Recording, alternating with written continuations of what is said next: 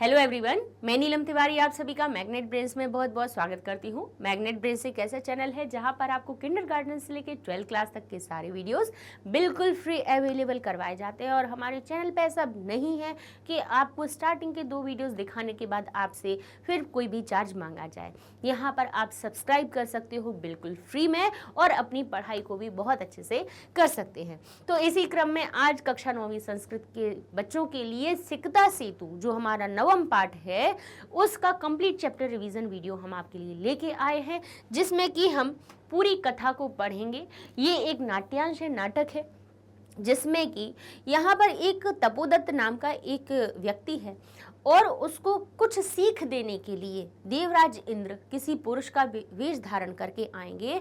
और सिकता सेतु, जैसा कि नाम से हमें पता चल रहा है कि सिकता यानी रेत, सिकता का अर्थ क्या हुआ? रेत, और सेतु, सेतु का अर्थ हुआ पुल, रेत का पुल। अब रेत का पुल इस हमारे पाठ में बनाया जाएगा। कौन बनाएगा और क्या उससे दृष्टांत मिलेगा, इसको हम सीखेंगे साथ साथ में। देखिए, पढ़ के हम अनुवाद करना तो आपको सिखा ही देंगे, लेकिन इसमें हम आपको एक चीज़ और सिखाने वाले हैं जो आपको प्रश्न पत्र हल करने में भी सहायक बनेगी। वो क्या है कि भाई आपने सीबीएसई में के एग्ज़ाम्स आप देते हैं, आपने देखा है कि जब प्रश्न पत्र बनाया जाता है वो किस हिसाब से बनाया जाता है कि आपको एक पैराग्राफ दे दिया जाता है, नाट्यांश दे दिया जाता है, गद्यांश दे दिया जाता है और उसी से जुड़े हुए प्रश्न नीचे लिखे हुए होते हैं। एक पद वाले भी रहते हैं, पूर्ण वाक्य वाले भी रहते हैं। ठीक है, तो इन सारे प्रश्नों को हम देखेंगे कि इसी में से कैसे हमारे प्रश्न बनते हैं और कैसे हमें उनके उत्तर देने हैं। ठीक है, इस क्रम से चले तो हमारे साथ में दोनों चीजें होंगी। एक तो हमारा पाठ का भी पूरा रिवीजन हो जाएगा और साथ साथ में हम प्रश्न उत्तर हल करना भी सीख लेंगे कि अगर बीच में से कोई प्रश्न आ जाता है इस गद्यांश में से तो उसका उत्तर हम गद्यांश में से कैसे छांटें, उनको हम आपको सिखा दें। ठीक है, तो जैसा कि हम पहले प्रश्न पढ़ेंगे कि निम्नलिखित अनुच्छेदम पठित्वा आधारितानाम प्रश्नानाम उत्तराणि। आपको क्या करना है, नीचे दिए हुए अनुच्छेद को पढ़ करके उससे जुड़े हुए प्रश्नों के उत्तर देना है। तो यही हमारा एक फॉर्मेट या प्रारूप आपके परीक्षा में आता है। ठीक है, ऐसे हालांकि हमने आपको ये पूरा पाठ पढ़ा दिया है, इसके ट्रांसलेशन पूरा करवा दिया है, बीच में जितने भी व्याकरण से संबंधित शब्द आए हैं उनको भी हमने समझा दिया है, लेकिन ये एक तरीका और आप लोगों को बताना था, क्योंकि अब यहाँ पर आपके सामने ना ही कोई शब्दार्थ लिखा है ना ही कोई अनुवाद लिखा है। ठीक है, तो चलिए शुरू करें हम पाठ को। तो लिखा है ततः प्रविशति तस्या रतः तपोदत्तः। ततः यानी तब, प्रविशति प्रवेश करता है, प्रविशति दिखा रहा है कि है कब की बात हो रही, लट लकार की बात हो रही है। प्रविशति प्रवेश करता है, तपस्या रतः तपस्या में रत यानी तपस्या करने के लिए तत्पर तपोदत्त, तपस्या रत तपोदत्त आता है। ठीक है, प्रवेश करता है, क्योंकि नाटक का अंश हो रहा है तो उसमें देखा जाता है कि नाटक का जब मंचन किया जाता है किसी मंच पर तब कोई एक पात्र आता है, तो यहाँ पे वही चित्रण आपके सामने आ रहा है। तपोदत्त, तपोदत्त क्या कहेगा? अब तपोदत्त स्वयं में ही बात करके कुछ आपके सामने बात बताएगा। क्या कह रहा है? अहम अस्मि तपोदत्तः। अहम अस्मि शब्द जो मिला हुआ है ये किससे मिलकर बना है? अहम को अलग कर दीजिए। आप अगर इस वाक्य को, इस शब्द को तोड़कर देखेंगे तो ये क्या बन जाएगा? अहम अस्मि, अहम यानी मैं, अस्मि यानी हूं, मैं हूं तपोदत्तः, मैं तपोदत्त हूं। वो अपना परिचय देता है आकर के, प्रवेश करता है, तपस्या में रत तपोदत्त प्रवेश करता है और क्या कहता है कि अहम अस्मि, मैं हूं तपोदत्त। बाल्यकाल में, बाल्य यानी बचपन, और एक ही मात्रा लगी है अर्थात मैं का अर्थ निकालना है, सप्तमी विभक्ति लग रही है। बाल्य यानी बचपन में, पितृचरणैः यानी पिता के चरणों के द्वारा, पितृ चरणों के द्वारा, क्लेश्यमानो अपि, पितृचरणों के द्वारा यानी पिताजी के चरणों के द्वारा, क्योंकि चरणैः शब्द में की द्वारा का अर्थ निकल रहा है। क्लेश्यमानो अपि यानी क्लेशमान होने पर भी, क्लेशमान यानी क्लेशमान होता हुआ भी विद्याम, विद्या को, ये जो अवग्रह का चिन्ह लगा हुआ है, जहां अवग्रह दिख जाए उसको पहले तो तुरंत अ बना लिया कीजिए, तो जिससे कि उसका आपको अर्थ पता चल जाएगा।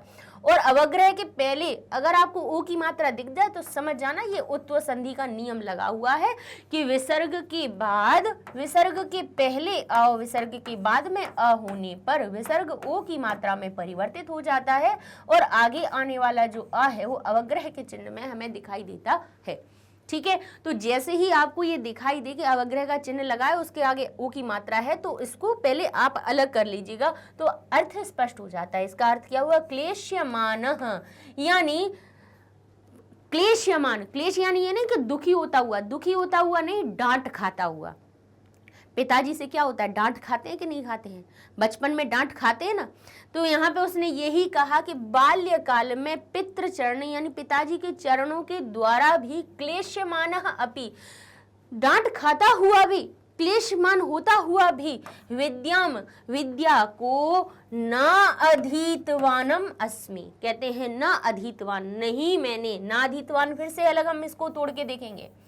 कह रहे हैं क्लेशमान होता हुआ भी, कह रहे हैं न अधीतवान, यानी नहीं मैंने अधीत यानी धारण किया, मैंने नहीं अध्ययन किया। मैंने, पिताजी ने डांट भी लगाई बचपन में, फिर भी विद्या को न, और इसको लिख दीजिए अ बना दीजिए, तो ये क्या हो जाएगा? अधीतवान, वान, और यहां से ना को आधा करेंगे तो ये फिर से अस्मि हमारे सामने निकल कर आ जाएगा। कह रहा है कि बाल्यकाल में पितृ चरणों के द्वारा क्लेशमान होने पर भी विद्या को न अधीतमान अस्मि, मैंने विद्या को ग्रहण नहीं किया, अध्ययन नहीं किया, मतलब जो पढ़ाई मैंने नहीं पढ़ी, विद्या पढ़ी ही नहीं, अध्ययन किया ही नहीं। तस्मात्, जिससे, उससे, सर्वैः, सभी के द्वारा, कौन सब के द्वारा? कुटुंबी ही, मित्र ही, ज्ञाति जनैश्च, कहते हैं कुटुंबियों के द्वारा, कुटुंब यानी परिवार का, एक परिवार में दादा हो गए, दादा के भी भाई हो गए, सारा पूरा कुटुंब। ठीक है, एक परिवार इतना होता है कि माता पिता और उसके बच्चे भाई बहन रहते हैं, ठीक है, लेकिन कुटुंब क्या हो जाता है, जिसमें हमारे दादा भी रहेंगे, दादा के भाई भी रहेंगे, उनके भी बच्चे रहेंगे, तो ऐसा बड़ा परिवार। तो कह रहे हैं कुटुंबियों के द्वारा, उसको कुटुंब कहा जाता है। तो कह रहे हैं तस्मात्, उससे सभी कुटुंबियों के द्वारा, मित्रैः, मित्रों के द्वारा, ज्ञाति जनैः च, ज्ञाति जनैः च, यानी ज्ञाति, ज्ञानी यानी जानने वाले लोगों के द्वारा भी गर्हितो अभवम, मैं गर्हितो यानी गर्हितः यानी अपमानित, अभवम मैं हुआ, मैं किनके द्वारा? अब देखिए कुटुंबी, कुटुंबी यानी कुटुंब में रहने वाले जन, उसमें भी लगाए तृतीया विभक्ति बहुवचन, यानी कुटुंबी एक नहीं है, बहुत सारे हैं, बहुवचन का अर्थ बता रहा है, के द्वारा का अर्थ निकल रहा है। मित्र शब्द में भी तृतीया विभक्ति बहुवचन लगा हुआ है, के द्वारा का अर्थ बता रहा है। ज्ञाति जनैः, अब ये जनैश्च जो लिखा हुआ है ना, श्च जहां लगा हुआ, देखिए समझ जाने की ये सत्व संधि है, जिसका अर्थ क्या निकल रहा है? ज्ञाति जनैः च। इसको अगर तोड़कर हम बताएं तो देखिए, तोड़ने से क्या होता है, किसी शब्द को अगर संधि से अलग अलग कर दिया जाए तो उससे क्या हो जाता है कि हर उसमें छुपा हुआ हर एक शब्द अपना अर्थ लेके चलता है और वो हमें पता चल जाता है, हम पकड़ लेते हैं उसके अर्थ को। जैसे यहाँ लिखा था ज्ञाति जनई, ज्ञाति जनैश्च लिखा हुआ था। अब जैसे ही हमने सत्व संधि के शा को हटा के हमने जनई ही किया, जिसका अर्थ क्या निकल आया कि जन शब्द में तृतीया विभक्ति बहुवचन लग गई है, अर्थात इसमें भी अर्थ क्या निकल रहा है हमारा? के द्वारा।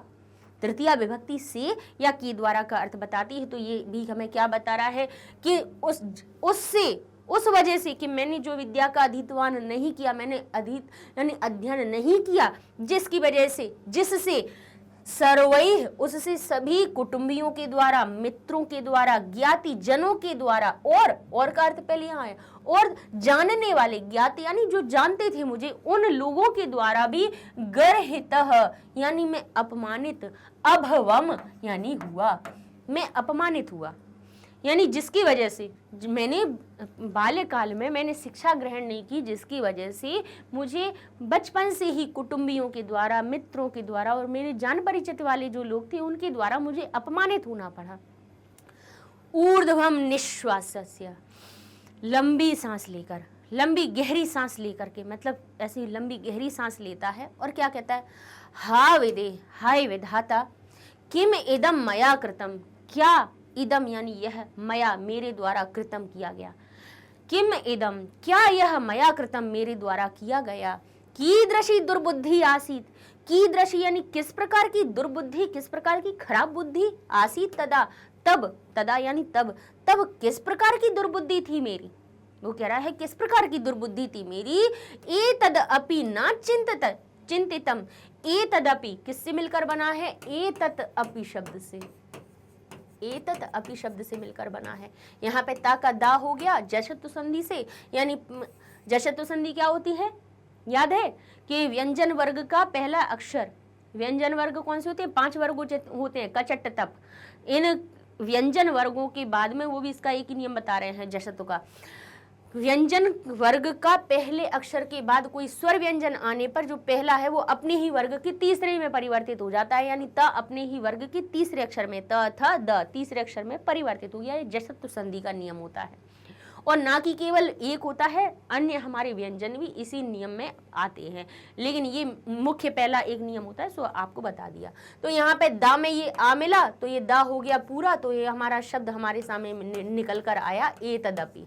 अच्छा, अलग कर लिया तो अर्थ क्या निकला कि यह भी, ए तत् का अर्थ हुआ यह और अपि का अर्थ हुआ भी, कि यह भी ना चिंतितम, ये भी चिंतन नहीं किया, यत का अर्थ क्या होता है कि, ये भी चिंतन नहीं किया कि परिधानैर, अब यहाँ पे फिर से अभी हम तोड़ के बता देंगे, परिधानैर लंकारैर विभूषितो अपि ना शोभते नरो निर्मणि भोगी सभायम यदि वा ग्रहे। अब देखिए कितनी अच्छी बात कही है, इसको पहले हम आपको तोड़ेंगे शब्द को, जिससे कि आपको अर्थ एक एक शब्द का समझ में आ जाएगा। जैसे यहाँ क्या लिखा है, परिधानैर, अब ये जो र लिखा हुआ है ये कहाँ से आया, रत्व संधि से आया, विसर्ग की। अब हम क्यों इनको अलग कर देते हैं उसका कारण हम बताते हैं। जैसे ये लिखा है परिधानई, और र को हमने किसमें, रत्व संधि से तोड़ा, ठीक है। र को जब आधा किया, रा को आधा किया तो रा और आ में निकला, आधा रा किससे आया, हमारे विसर्ग से, सो ये क्या बन गया, परिधानैः। और फिर लिखा है जब रा को तोड़ा फिर बाकी बीच में क्या बना हमारा, अलंकारैर, फिर से देखिए फिर से रा लगा हुआ है, तो ये इसका अर्थ क्या हुआ, अलंकारैः यानी अलंकारों के द्वारा, भूषितो अपि, तो फिर से इसको तोड़िए तो क्या बन रहा है हमारा, भूषितः, क्यों, उत्व संधि का नियम लग रहा है, ओ की मात्रा, भूषितो अवग्रह का चिन्ह दिख दिया, अपि लगा दिया, भूषितः अपि ना शोभते, नहीं शोभित होता है। अब इसका अर्थ क्या हुआ कि परिधानों के द्वारा, अब हमने क्यों ये विभक्ति के लिए, हमने क्यों ये विसर्ग को अलग किया, ये रा से हमने विसर्ग क्यों निकाला, इस रा से हमने विसर्ग को क्यों निकाला, क्योंकि विसर्ग निकालने से क्या हुआ, परिधान शब्द में हमें विभक्ति का पता चल गया कि कौन सी विभक्ति लगी है, तृतीया विभक्ति लगी है, तृतीया विभक्ति लगी है, के द्वारा का अर्थ बता रही है। परिधानई यानी परिधानों के द्वारा, परिधान क्या होते हैं, वस्त्र, वस्त्रों के द्वारा, अलंकारैः अलंकारों के द्वारा, भूषितः अपि भूषित भी ना शोभते, परिधानों कपड़ों और जेवरों के द्वारा, कपड़े पहन लो, आभूषणों के द्वारा, भूषित भी यानी आभूषित हो गया, कोई व्यक्ति ने, किसी व्यक्ति ने क्या कर लिए, कपड़े पहन लिए, अलंकार जेवर पहन लिए, भूषित भी ना शोभते, नहीं शोभा पाता है। कैसे शोभा नहीं पाता है, कहते हैं परिधान और अलंकार होने पर भी, भूषित उनके द्वारा भूषित होने पर भी ना शोभते, शोभायमान नहीं पाता है। कहाँ पे, कहते हैं नरह, नरह, नरो शब्द किसका क्या है, उत्व संधि का नियम लगा, नरह यानी मनुष्य परिधानों के द्वारा, अलंकारों के द्वारा भूषित होने पर भी ना शोभते, नहीं सुशोभित होता है। जैसे कि निर्मणि भोग एव, निर्मणि भोगीव, यहाँ पर अगर तोड़े तो ये किससे मिलकर बना है, निर्मणि, यानी ये हो गया निह मणि, यानी बिना मणि के, भोगी एव, भोगी शब्द को तोड़ेंगे, ये हमारी बड़ी ई की मात्रा जो लगी है कहाँ से आती है, बड़ी ई की, बड़े आ की, बड़ी ऊ की, दीर्घ संधि से आती है, तो ये क्या बनेगा हमारा, भोगी एव, यानी भोगी की भांति। अब निर्मणि, निर्मणि किसको कहेंगे? बिना मणि वाला। भोगी किसको कहा जाता है? एक तो भोगी किसको कहा जाता है? जो वस्तुओं का भोग करता है। भोगी किसको कहा जाता है? किसी भी वस्तु का उपभोग करने वाले को भोगी कहा जाता है। और एक सांप को भी कहा जाता है, सर्प को भी भोगी कहा जाता है। तो यहाँ पे क्या कह रहे हैं कि निर्मणि यानी बिना मणि के जैसे, बिना मणि के जैसे सांप है तो उसकी कोई महत्व नहीं होता है। कहते हैं निर्मणि, ये निर्माण जैसा लग रहा था इसलिए हमने इसको अलग इस तरह से लिख दिया आपका कि निहमणि, बिना मणि के भोगी की भांति, बिना मणि के सांप की भांति। सभायाम यदि वा ग्रहे, यदि बिना मणि का सांप हो उसकी भांति, चाहे सभा में या घर में, चाहे सभा में हो या घर में हो, वो बिना मणि के सर्प की भांति परिधान और अलंकारों से भूषित होने पर भी नहीं शोभायमान होता है। वो नर जो परिधान और अलंकृत से भूषित होते हुए भी अगर उसके पास विद्या नहीं है ना, कैसे शोभा नहीं पाता है? जैसे बिना मणि के सांप कैसा होता है? सुशोभित नहीं होता है, वैसे ही नर भी बिना विद्या के सुशोभित नहीं होता है। ये यहाँ पर इसका अर्थ बता दिया। उसने कहा क्या मैंने एतदपि न चिंतितम, यह भी नहीं सोचा कि बिना मणि के सर्प जैसे शोभायमान नहीं होता है, वैसे नर भी परिधान और अलंकृत से भूषित होने पर भी शोभा नहीं पाता है, चाहे वो सभा में हो या घर में। ठीक है, अब आगे कहता है किंचिद यानी कुछ विमर्श, कुछ सोचकर कहता है भवतु किम एतिन, तो क्या हुआ? तो भवतु कहता है तो फिर किम एतिन, कोई बात नहीं, क्या हुआ फिर?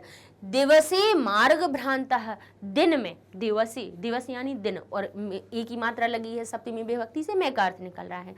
दिन में मार्ग भ्रांतः, अगर दिन में मार्ग भटक गया, दिन में मार्ग भटका हुआ, संध्या यावत, अगर संध्या तक, जब यदि ग्रहम उपैति, घर को आ जाता है, ग्रहम शब्द को अलग कीजिए तो उपैति अलग निकल आएगा, उपैति यानी आ जाता है, घर वापस आ जाता है, तदपि वरम, तो भी ठीक है, तो भी कोई समस्या हुई? नहीं हुई।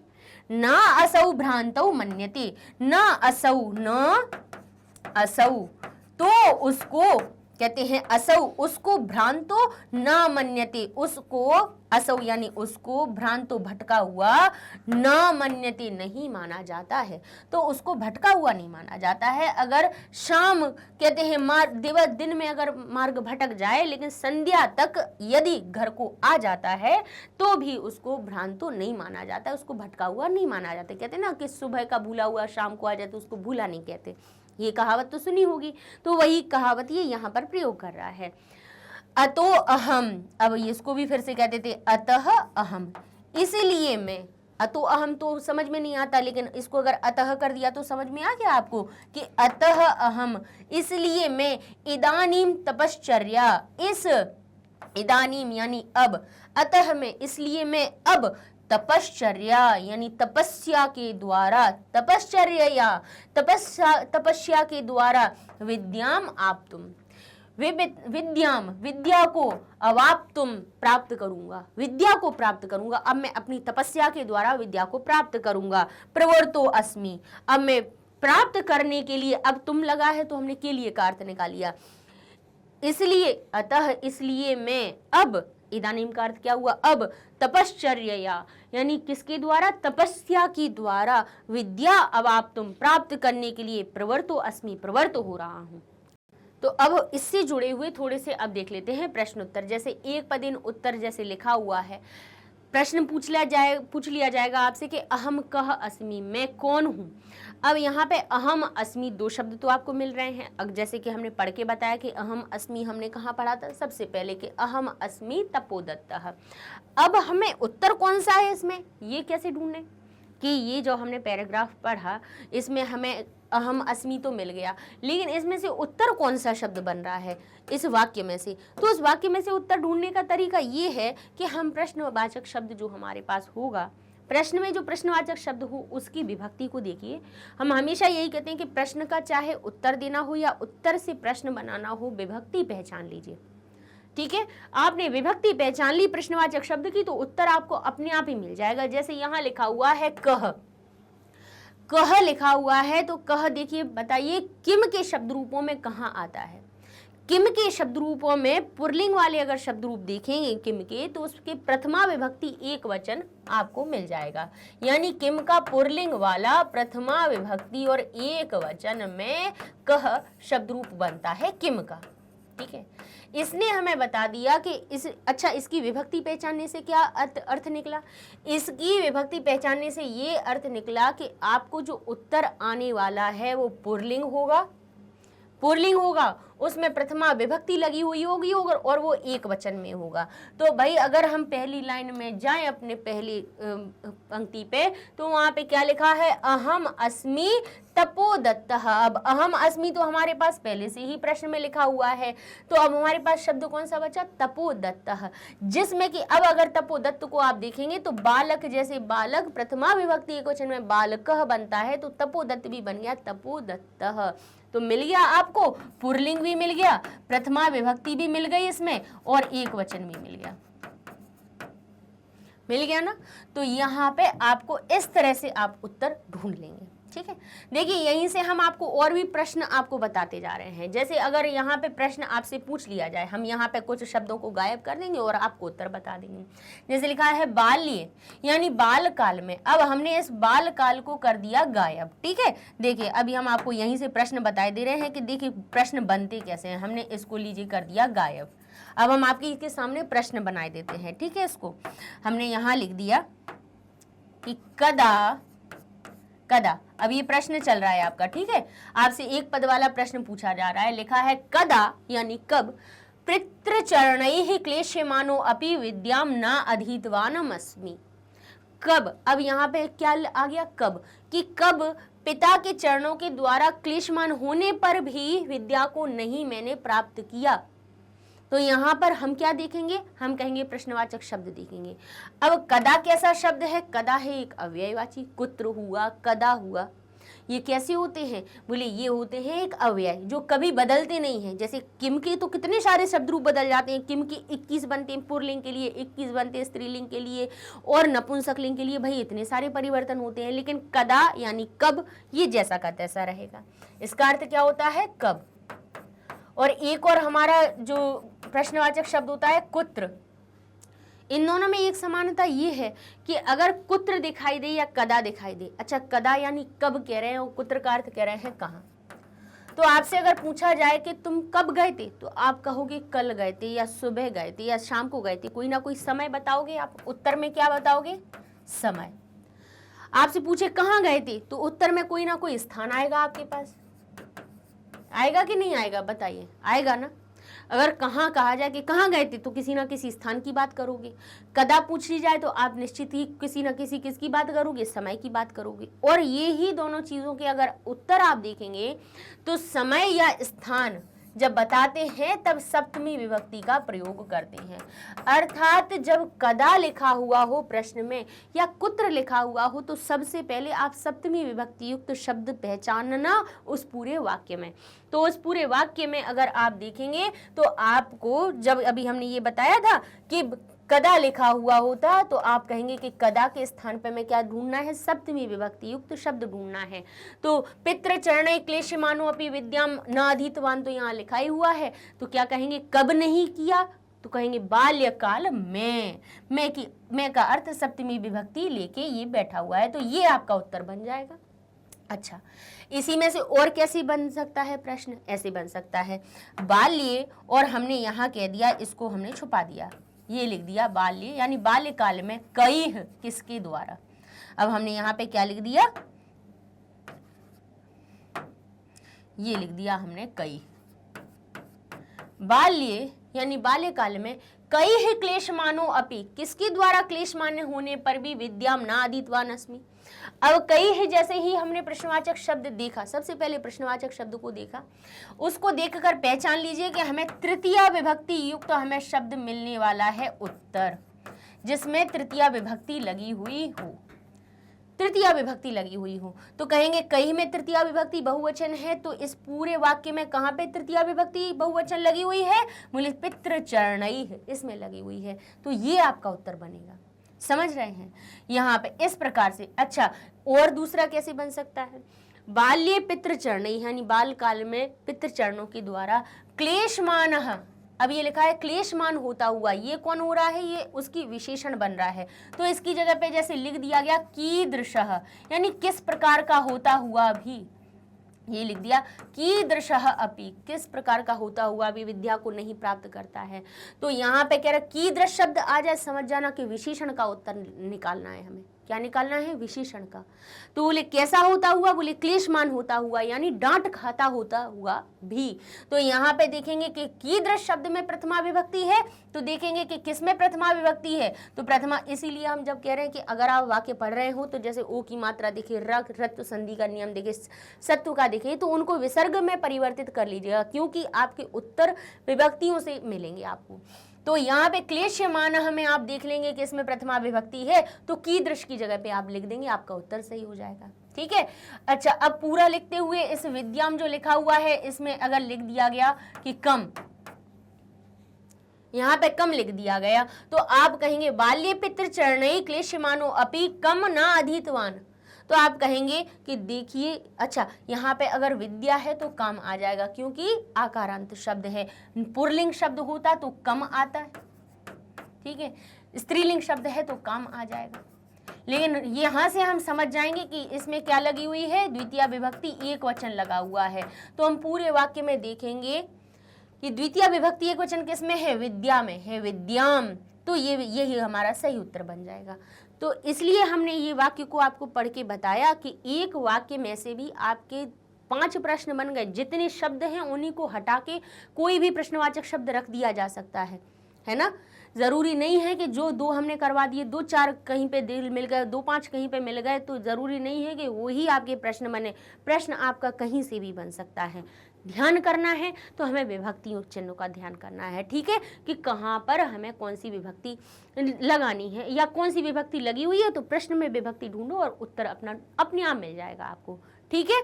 तो इस तरह से ये हमने आपको बता दिए। तो अब हमने 1-2 तो आपको उदाहरण के लिए बता दिया कि तस्य बुद्धि कीदृशी आसीत्, उसकी बुद्धि किस प्रकार की हो गई थी, किस प्रकार की थी। कीदृशी कह रहा है कि निश्चित ही विशेषण मिलना चाहिए। तो अब उसने देखा कि किस प्रकार की हो गई थी, तो वो कह रहा था दुर्बुद्धि, कीदृशी दुर्बुद्धि आसीत् तदा, तब मेरी किस प्रकार की कैसी दुर्बुद्धि हो गई थी, खराब बुद्धि हो गई थी। तो यहाँ पे कीदृशी शब्द ने भी हमें बताया, जो प्रश्न में लिखा हुआ था उसने भी हमें बताया कि हमारी बुद्धि कैसी हो गई थी। कीदृशी कह रहा है कि स्त्रीलिंगवाची शब्द आना चाहिए। कौन सा आना चाहिए? स्त्रीलिंगवाची शब्द आना चाहिए। कीदृशी प्रथमा विभक्ति वाला। तो प्रथमा विभक्ति किसमें लगी है? दुर्बुद्धि, छोटी की मात्रा है, विसर्ग लगा हुआ है, समझ जाइए। जैसे हरि शब्द बनता है हरि ही, मति बनता है मति ही, प्रथमा विभक्ति एक वचन में। तो दुर्बुद्धि शब्द भी हमारा प्रथमा विभक्ति युक्त शब्द हमें मिल जाएगा। तो इस तरह से हमारे प्रश्न बनेंगे। और आगे देख लीजिए यहाँ से और हमारे कौन कौन से प्रश्न बन सकते हैं, समझ जाइए। फिर हम टेस्ट पेपर बनाएंगे तो उसमें ढूंढिएगा कि प्रश्न कैसे बनाए हैं मैम ने और हम कैसे उनके उत्तर ढूंढने, ठीक है। जैसे यहाँ लिखा है तस्मात्, यानी उससे। अब सर्वैः, और ये हमने हटा दिया, ठीक है। अब इसको हम लेने वाले हैं किसमें? पूर्ण वाक्य में पूछने वाले हैं कि तस्मात्, जिसकी वजह से, कैः यानी किसके द्वारा, गर्हितो अभवम्। अब यहाँ पे भाई इधर कर्ता नहीं है, तो हो सकता है प्रश्न बनाने के लिए क्या लिया जाए? बालक लिख दिया जाए तपोदत्त के लिए, या हो सकता है उसका नाम ही लिख दिया जाए, क्योंकि भाई प्रश्न का अर्थ पूरा बनाना है ना। लिखा जा सकता है तपोदत्त, तपोदत्त, तस्मात्, उस कारण से, कैः किसके द्वारा, गर्हितो अभवम् किसके द्वारा प्रताड़ित हुआ, किसके द्वारा अपमानित हुआ। तो कैः हमसे कहेगा कि तृतीया विभक्ति वाला शब्द ढूंढिए। तो तृतीया विभक्ति वाले अगर वाक्य में है तो आप पूरा लिख देंगे, सर्वैः कुटुम्भिः मित्रैः ज्ञातिभिः जनश्च जनैः च लिख देंगे, है ना। और अगर आपको भाई एक लिखना है तो आप कुटुम्भिः भी लिख सकते हो, मित्रैः भी लिख सकते हो, ज्ञाति जनैः भी लिख सकते हो, ठीक है। तो यहाँ से आप एक पद वाला भी उत्तर ढूंढ सकते हो। समझ में आ गया कि हमने पूरे वाक्य को पढ़ लिया, देख लिया कि यहाँ पे शब्द भाई हर एक विभक्ति युक्त लगे हुए हैं और कोई भी शब्द की को उठा के उसी विभक्ति का आपको प्रश्नवाचक शब्द दे दिया जाएगा। बस आपको ये ढूंढना है, उस प्रश्नवाचक शब्द की विभक्ति ढूंढनी है, बस इतना काम कर लिया। इसीलिए कह रहे कि किम के शब्द रूप याद कर लीजिए, आसान हो जाएगी संस्कृत। देखना उत्तर निकालना आपको देखते से समझ में आ जाएगा, अरे ये उसका उत्तर है। रटना सब बता देते हैं, ऐसे पैराग्राफ पढ़ा दिया, उसके 4-6 प्रश्न बता दिए, लेकिन ये कोई नहीं बताता कि भाई प्रश्न को ढूंढने का, प्रश्न के उत्तर ढूंढने का तरीका क्या है, वो हम आपको सिखा रहे हैं। ठीक है ना। अब जैसे लिखा है यहाँ पे, किम एतेन दिवसे मार्ग भ्रांत संध्याम यावद यदि ग्रहम उपैति तदपि वारम। तो हो सकता है यहाँ पे दिवसे की जगह अगर कदा लिख दिया तो कदा मार्ग भ्रांत, यानी कब मार्ग अगर भटक गया तो संध्या को आने पर हो जाता है। तो भाई कदा के स्थान पे हमारा क्या आना चाहिए, समय आना चाहिए। समय में सप्तमी विभक्ति, तो सप्तमी विभक्ति समय दिवसे में लगा हुआ है, सही उत्तर बन जाएगा। संध्याम में भी लिखा हुआ है ये संध्याम, तो कदा भी लगा हो सकता है ना। कस्याम भी लिखा हुआ हो सकता है, सप्तमी विभक्ति देखे समझ जाना, सप्तमी विभक्ति का उत्तर मिलना है। ठीक है, इस तरह से आप प्रश्न उत्तर ढूंढिएगा।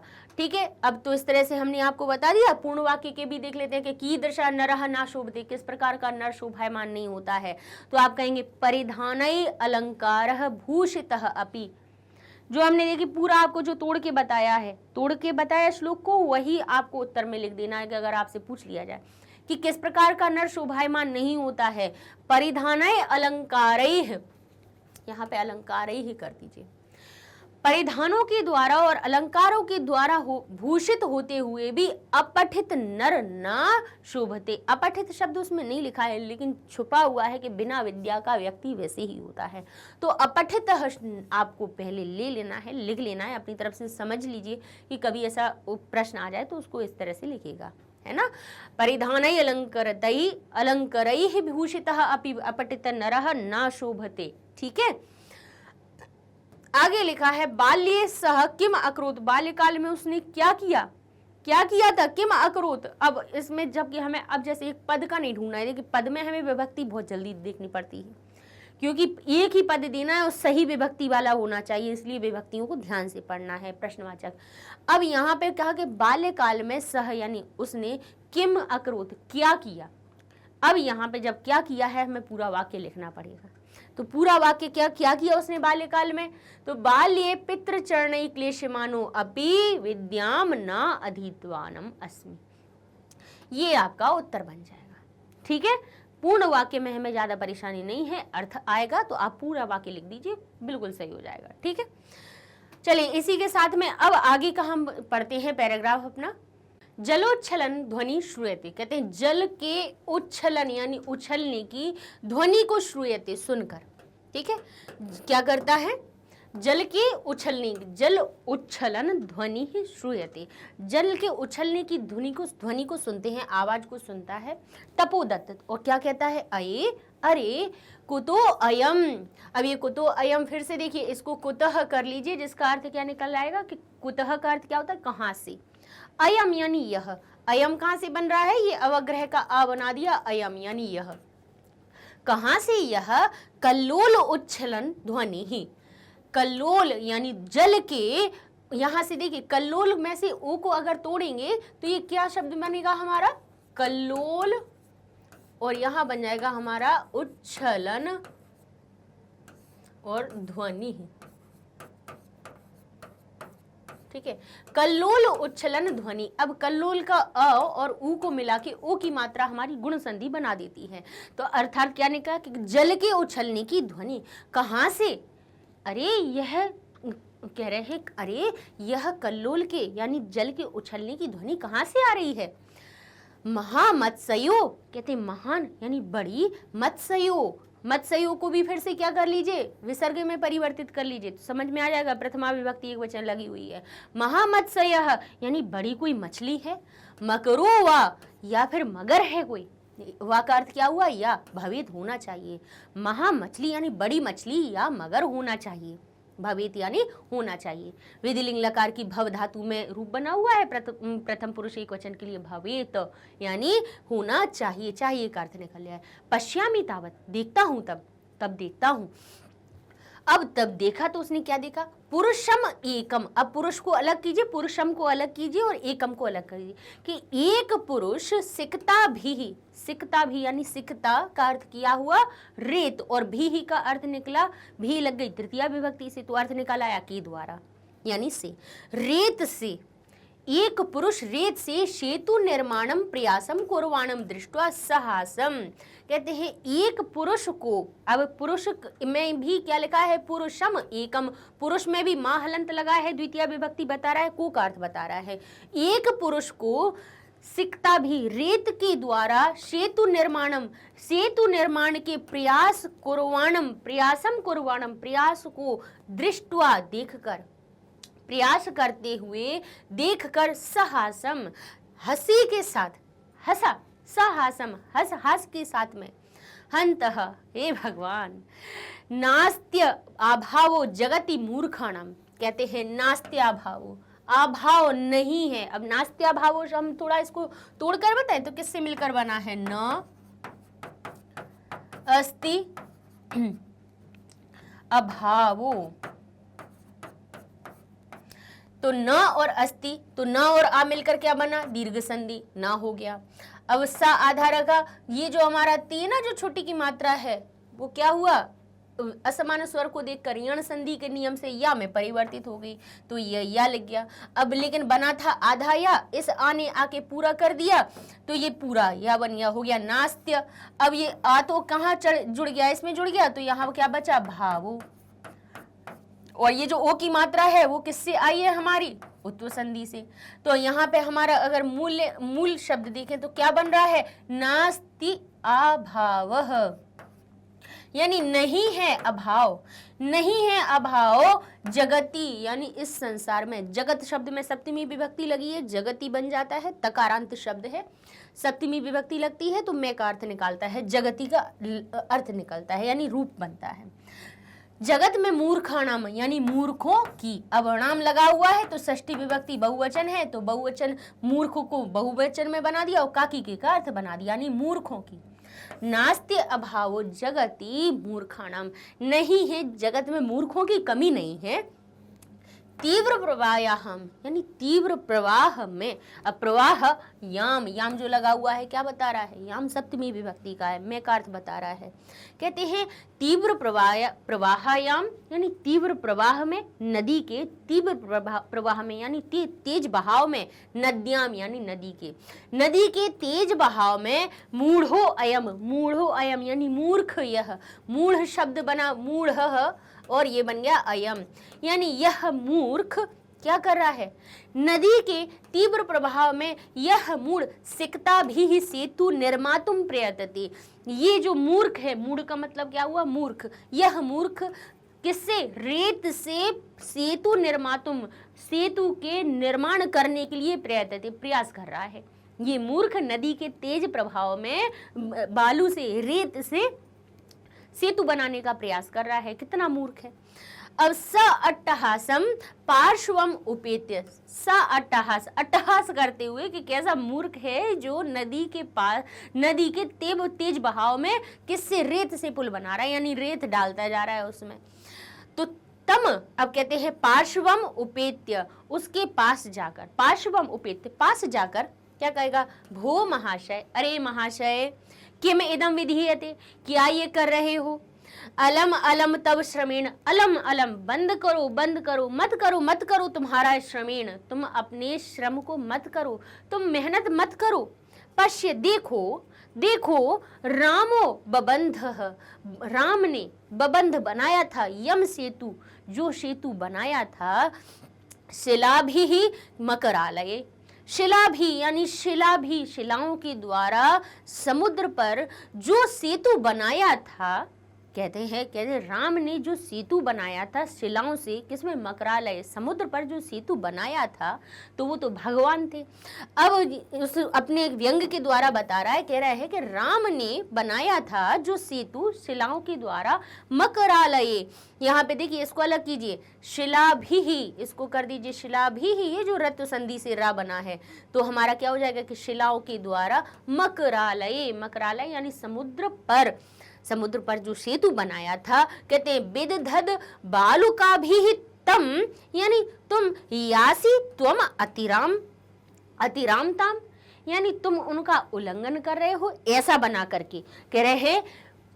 विदधद यानी उस प्रकार कर रहे हो, जो क्या कर रहे हो, बालिका भी तम, तम यानी तुम क्या कर रहे हो, बालिका भी यानी बालू के द्वारा बना करके, तुम उनको, तम यानी किनको, राम को क्या कर रहे हो, अतिरामताम, तुम उनका भी उल्लंघन कर रहे हो, यानी तुम उनसे भी श्रेष्ठ बन रहे हो। किस क्या करके, बालू से बना करके, तुम यहाँ गया, तुम तम यानी उनको क्या कर रहे हो, अतिरामताम यासी, तुम तो उनके आगे जा रहे हो और आगे बढ़कर जा रहे हो, है। उनने तो समुद्र पर किससे, शिलाओं से बनाया था, लेकिन तुम तो बालू से करके, बालू से सेतु का निर्माण करके, विदधद का क्या हुआ, बना करके तुम क्या कर रहे हो, तुम तो उनको अतिरामताम कर रहे हो, यानी उनको भी तुम आगे, तुम उनसे भी आगे जा रहे हो। यासी का अर्थ क्या हुआ, जा रहे हो, तुम तो उनसे भी आगे जा रहे हो। चिंता तावत, तो सोचो, सिकता भी ही क्वचित, कहते हैं क्वचित सेतु कर तुम युज्यते, कहते हैं सिकता भी, जरा सोचो, उसने कहा चिंता तावत, सोच कर देखो कि सिकता भी, रेत के द्वारा क्या, क्वचित क्या, सेतु कर तुम युज्यते, क्या सेतु बनाया जा सकता है। अब ऐसा उनने कहा। अब तो देखते हैं इसके प्रश्न उत्तर कैसे बने। अब ये ऐसा पैराग्राफ आपके सामने आ गया, अब इसके प्रश्न उत्तर पूछे जाएं तो क्या करना है, वही विधि है हमारी, तो हम तो आपको वही सिखाएंगे, कोई रटना हम आपको सिखाने वाले नहीं है। प्रश्न देखिए, प्रश्नवाचक शब्द में विभक्ति पहचानिए और उसका उत्तर आपको मिल जाएगा। जैसे लिखा है, एकः पुरुषः का भी सेतु निर्माण प्रयासम करोति, इसमें एक पुरुष का भी ही यानी किसके द्वारा। अब ये का भी शब्द हमें पता अगर है, किम के शब्द रूप पड़े हैं, तो फिर हम समझ जाएंगे कि स्त्रीलिंगवाची जब किम का रूप बनता है, उसमें जब तृतीय विभक्ति का बहुवचन लगाया जाता है तब का भी शब्द बनता है। पुरलिंग के लिए, पुरलिंग में वही किम का तृतीय विभक्ति बहुवचन का रूप क्या बनता है, कई है, और स्त्रीलिंग में बनता है का भी। ठीक है, पुरलिंग और नपुंसक लिंग के लिए, दोनों के लिए तृतीय विभक्ति से समान ही चलता है, यानी नपुंसक लिंग और पुरलिंग अगर हमारा उत्तर आना हुआ हो तो कई ही शब्द आएगा, और का भी लिखा हो तो समझ जाना कि ये हमारा तृतीय विभक्ति बहुवचन की बात को बता रहा है। तो क्या लिखा है, एक पुरुषः का भी ही यानी किसके द्वारा, अर्थ क्या निकल रहा है, तृतीय विभक्ति बहुवचन स्त्रीलिंगवाची शब्द आना चाहिए। ठीक है, तो अब हम कहेंगे कि भाई किससे प्रयास कर रहा था, तो देखिए तृतीय विभक्ति बहुवचन युक्त तो क्या वहां पे उत्तर लिखा है, क्या लिखा है, पुरुषम एकम, एक पुरुष, सेतु निर्मातम प्रयासम कुर्वाण, कर रहा था। फिर आगे अपन बाद में देखेंगे। तो यहाँ क्या लिखा है, तृतीय विभक्ति युक्त शब्द कौन सा मिल रहा है, विभक्ति युक्त, तृतीय विभक्ति बहुवचन किसमें लगी है, सिकता भी ही, ये सिकता यानी बालू, आकारांत शब्द स्त्रीलिंग हो गया, भी ही कब लगा है, क्योंकि ये तृतीय विभक्ति बहुवचन बता रहा है, तो ये हमारा उत्तर बन गया। इस तरह से विभक्ति ढूंढ के आपको उत्तर ढूंढना है, सिंपल सा काम है, कोई बड़ी बात नहीं है। जगति, जगत में केशाम अभाव ना अस्ति, केशाम, केशाम कह रहा है कि षष्ठी विभक्ति बहुवचन का उत्तर मिलना चाहिए आपको, कि जगत में अभाव नहीं है। तो बताइए किसका नहीं है, हमने देखा था वो क्या कह रहा था कि जगत में नास्ति अभाव जगति मूर्खाणाम, तो जगति न अस्ति अभाव, ये तो हमने देख लिया। अब हमें ढूंढना कौन सा है, षष्ठी विभक्ति जिसमें बहुवचन लगी हो, तो इसमें तो भाई सप्तमी लगी है, न अस्ति अभाव में है नहीं है, न हमारा क्या हो गया है, न अव्यय बना, हमने इसको तोड़ के बताया था ना कि किससे मिलकर बना है, न अस्ति अभाव, तो भाई इसमें ये अव्यय हो गया है, ये हमारी क्रिया हो गई है, अभाव हमारा क्या हो गया है, प्रथमा विभक्ति युक्त तो शब्द है, जगति में षष्ठी लगी है, तो जगति में सप्तमी लगी है, तो मूर्खाणाम हमारा मिल गया षष्ठी विभक्ति बहुवचन युक्त शब्द, तो ये हो गया इसका उत्तर। ठीक है, कोई बड़ी आपको बहुत ज़्यादा ध्यान लगाने की ज़रूरत नहीं है। आपने अगर थोड़ा सा ये इन शब्द रूपों को समझ लिया ना, तो उत्तर और संस्कृत सब सरल हो जाएगी आपके लिए। आगे देखिए, मूर्खाणाम कुत्र अभाव नास्ति, मूर्खों का कहाँ पर अभाव नहीं है। तो हमने क्या बताया था कि कुत्र का अर्थ क्या होता है, कहाँ, और कहाँ का अगर आपको उत्तर ढूंढना हो तो क्या देखना आप, स्थान। ठीक है, स्थान ढूंढना, और स्थान का नाम क्या हो जाएगा, स्थान का जो भी उत्तर आएगा वो निश्चित ही कोई आधार बनेगा। आधारे अधिकरणम, आधारो अधिकरणम और अधिकरणे सप्तमी, यानी सप्तमी विभक्ति युक्त आपको शब्द मिल जाएगा। तो देखिए कहां पर नहीं है कमी, क्या लिखा हुआ है यहाँ पे, नास्ति अभाव मूर्खाणाम, नहीं है अभाव मूर्खों का, कहां पर, जगति, जगति में लगी है सप्तमी विभक्ति, तो ये हमारा उत्तर बन जाएगा। ठीक है, ये इस तरह से आपके प्रश्नों के उत्तर आपको देना है। समझ में गए आपको, कुछ नहीं परेशानी है, केवल आपको क्या ढूंढने हैं, प्रश्नवाचक शब्द की विभक्ति ढूंढ लीजिए। पूर्ण वाक्य का उत्तर लिखा हुआ है। पूर्ण वाक्य में देखो ज्यादा दिक्कत नहीं आती है, क्यों, क्योंकि उसमें तो हम पूरा वाक्य लिख सकते हैं, लेकिन एक पद वाले में सबसे ज्यादा हमें ध्यान रखना पड़ता है, क्योंकि हमें एक पद लिखना है और पद क्या कह रहा है कि शब्द तो लिखो लेकिन उसमें सही विभक्ति लगाओ, तभी वो उत्तर सही मिलेगा, तभी आपको पूरे नंबर मिलेंगे, नहीं तो नहीं मिलेंगे। अब आगे लिखा है कल्लोल उच्छलनस्य ध्वनि श्रुत्वा तपोदत्तः होना चाहिए यहाँ पे, तपोदत्तः किम अचिंत्यत। कल्लोल उछल यानी जल के उछलने की ध्वनि को सुनकर तपोदत्त क्या सोचता है, वो ये सोचता है कि या तो बड़ी मछली है या फिर मगर है, ऐसा ही सोचा था। तो आप क्या कहेंगे, बस सिंपल से आपको क्या करना है, क्योंकि पूरा आपको वाक्य कहाँ से मिल रहा है, पूरा वाक्य लिखना है, यहाँ पर आपको मिल जाएगा।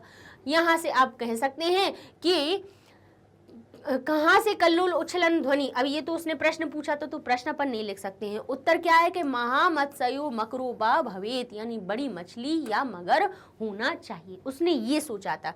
अच्छा, आप इतना लिख देंगे आपका सही हो जाएगा, लेकिन इसको थोड़ा सा लिखने का तरीका कैसा है कि जब अगर आपको हिंदी में कोई पूछे कि जल के उछलने की ध्वनि को सुनकर तपोदत्त ने क्या सोचा, तो आप क्या उत्तर लिखेंगे, आप पूरा वाक्य आप प्रश्न में से भी तो ले लेते हो ना, कि जल के उछलने की ध्वनि को सुनकर तपोदत्त ने सोचा कि, इतना तो आप प्रश्न में से ही लेते हो, की लगा देते हो, तो बस वही संस्कृत में करो। कैसे, किम को हटा दो, क्या लिखेंगे, कल्लोल उच्छलनस्य ध्वनि श्रुत्वा तपोदत्तः अचिंतयत, यत का अर्थ होता है कि, यत का अर्थ क्या होता है कि, तत्र यानी वहां पर महामत्स्यो मकरोवा भवेत, के वहां पर या तो बड़ी मछली या मगर होना चाहिए, ये सोचा था। अब देखिए महामत्स्यो मकरोवा भवेत आपको उसी में लिखा, वाक्य में मिल गया, गद्यांश के वाक्य में, लेकिन इतना आपने कहां से बना लिया, अपने प्रश्न से ही बना लिया है ना। तो बनाने का में तरीका आना चाहिए, सब चीजें सामने ही रहती हैं, कहीं बाहर नहीं जाना है आपको, ठीक है ना। आगे लिखा है तपोदत्तः किमर्थम हसति, तपोदत्त किमर्थम किस लिए हंसता है, किस लिए हंसता है, क्योंकि एक पुरुष क्या कर रहा था, नदी के तेज बहाव में पुल बना रहा था। तो यहाँ पे आपको वही लिख देना है कि पुरुषम एकम सिक्ताभि सेतु निर्माण प्रयासम कुर्वाणम दृष्ट्वा तपोदत्तः क्या कर देता है, हसति, हंसता है। ठीक है, इस तरह से पूर्ण वाक्य के आपके उत्तर बन जाएंगे। चलिए अब देखते हैं अपने हम तीसरे वाले गद्यांश को।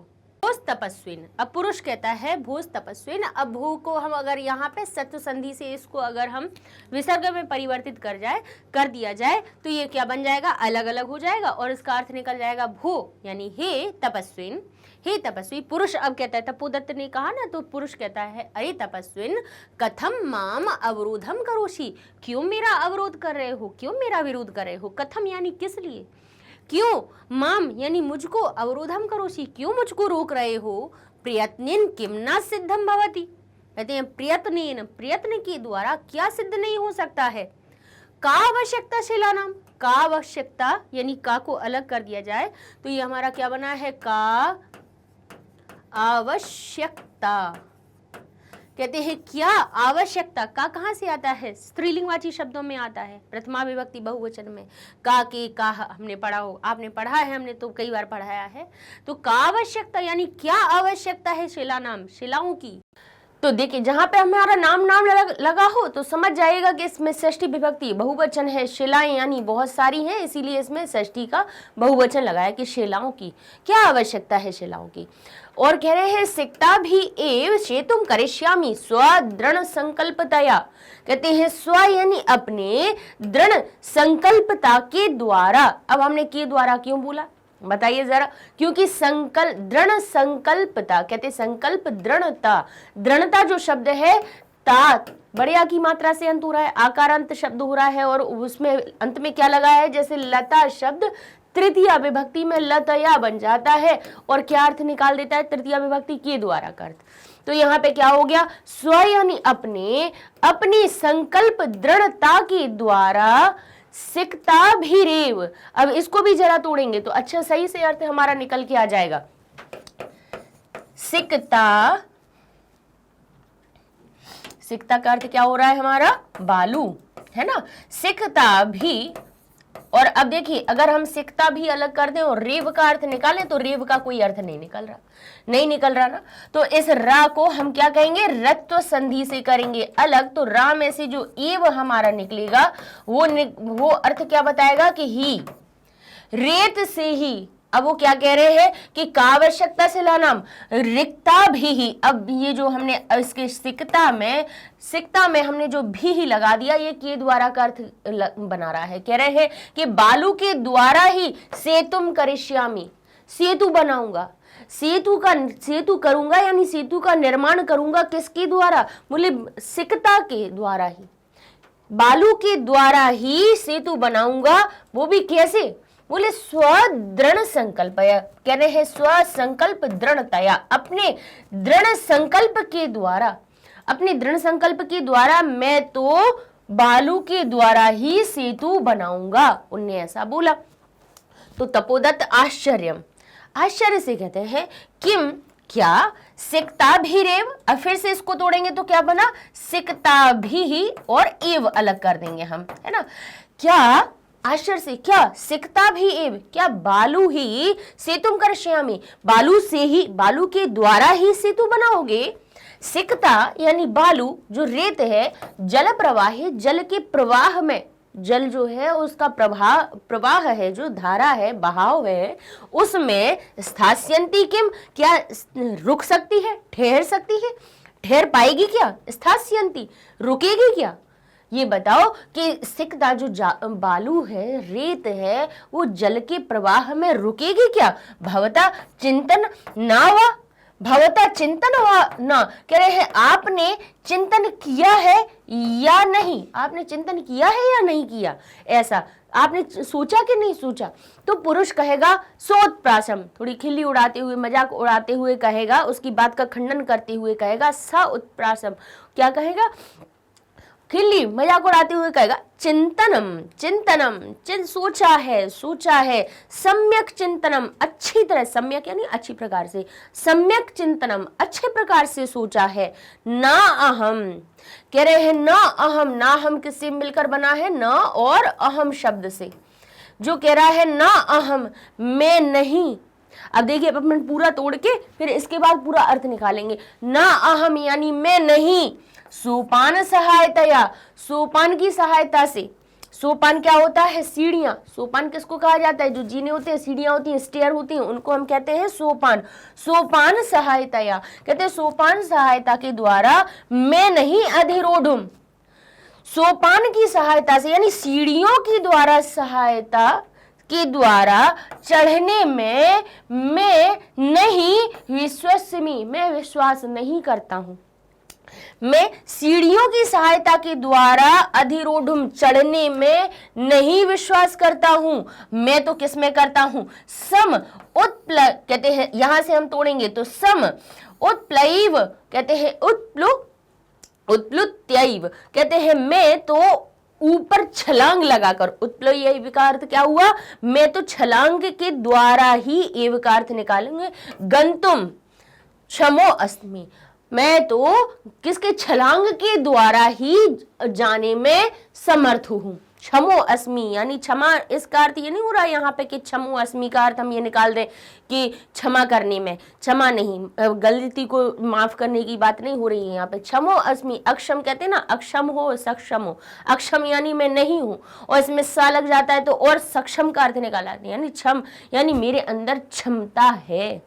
क्षमता शब्द क्षम शब्द से आया। कह रहे हैं कि मैं तो ना अहम, मैं नहीं हूं, सोपान की सहायता से चढ़ने में विश्वास नहीं करता हूं। मैं तो सम उत्प्लैव गंतुम क्षमो अस्मि, मैं तो छलांग लगाकर जाने में विश्वास करता हूं, या मेरे अंदर तो कैसी है, छलांग लगाकर जाने में मेरे अंदर क्षमता है। तपोदत्त सव्यंगम, व्यंग के साथ कहेगा साधु साधु, बहुत अच्छे बहुत अच्छे। आंजनेयम अपि अतिक्रमासी, कहते हैं आंजनेयम, आंजनेय किसको कहा जाता है, अंजनी के पुत्र हनुमान को, क्योंकि भाई छलांग लगाकर तो सभी को पता है कि जब समुद्र पार करके लंका जानी थी तो किन्होंने, जो हनुमान जी थे उन्होंने छलांग लगाई थी समुद्र के इस पार से और दूसरी तरफ लंका में छलांग लगाकर पहुंच गए थे।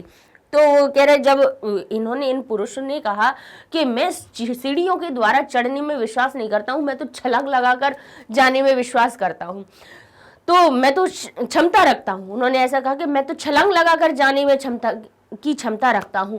तो तपोदत्त कहेगा साधु साधु, बहुत सव्यंगम, व्यंग के साथ कहेगा साधु साधु, बहुत अच्छी बात है बहुत अच्छी बात है। आंजनेयम अपि, यानी आंजनेय को भी अतिक्रम, आप तो उनका भी अतिक्रमण कर रहे हो, यानी आप तो उनसे भी आगे बढ़कर निकल रहे हो। इसको जरा तोड़ेंगे तो देखिए हमारा क्या अर्थ स्पष्ट हो जाएगा। आंजनेय, लेकिन यहां पे हम क्या कर लेते हैं, मां कर देते हैं, क्योंकि यहां पे मां आएगा। आंजनेयम, और मां को जब हम हलंत करेंगे तो इसमें से क्या निकल जाएगा, इसमें से निकलेगा अ, और फिर ये जो प्य लगा हुआ है इस आधे पाप में छुपा हुआ, ये जो के बाद जो लगा हुआ यह है, इसको हम किससे तोड़ेंगे, यण संधि से। तो ये ई और या में निकलेगा, तो ये जो छोटी की मात्रा है इसके ऊपर आ जाएगी, तो ये बना देगी अपि, और फिर इसके बाद जब हमारा ये जो अ निकला था वो क्या हो जाएगा, आंजनेयम अपि, और वो अ इसके पहले लग जाएगा तो बन जाएगा अतिक्रमासी। अर्थ क्या निकला कि आंजनेयम अपि, आंजनेय को, इसको मां कर लीजिए पहले, तो सबसे पहले आंजनेयम अपि, आंजनेय को भी, आंजनेयम यानी आंजनेय किसको कहा जाता है, अंजनी के पुत्र। अंजनी के पुत्र कौन थे, माता अंजनी के पुत्र हनुमान थे।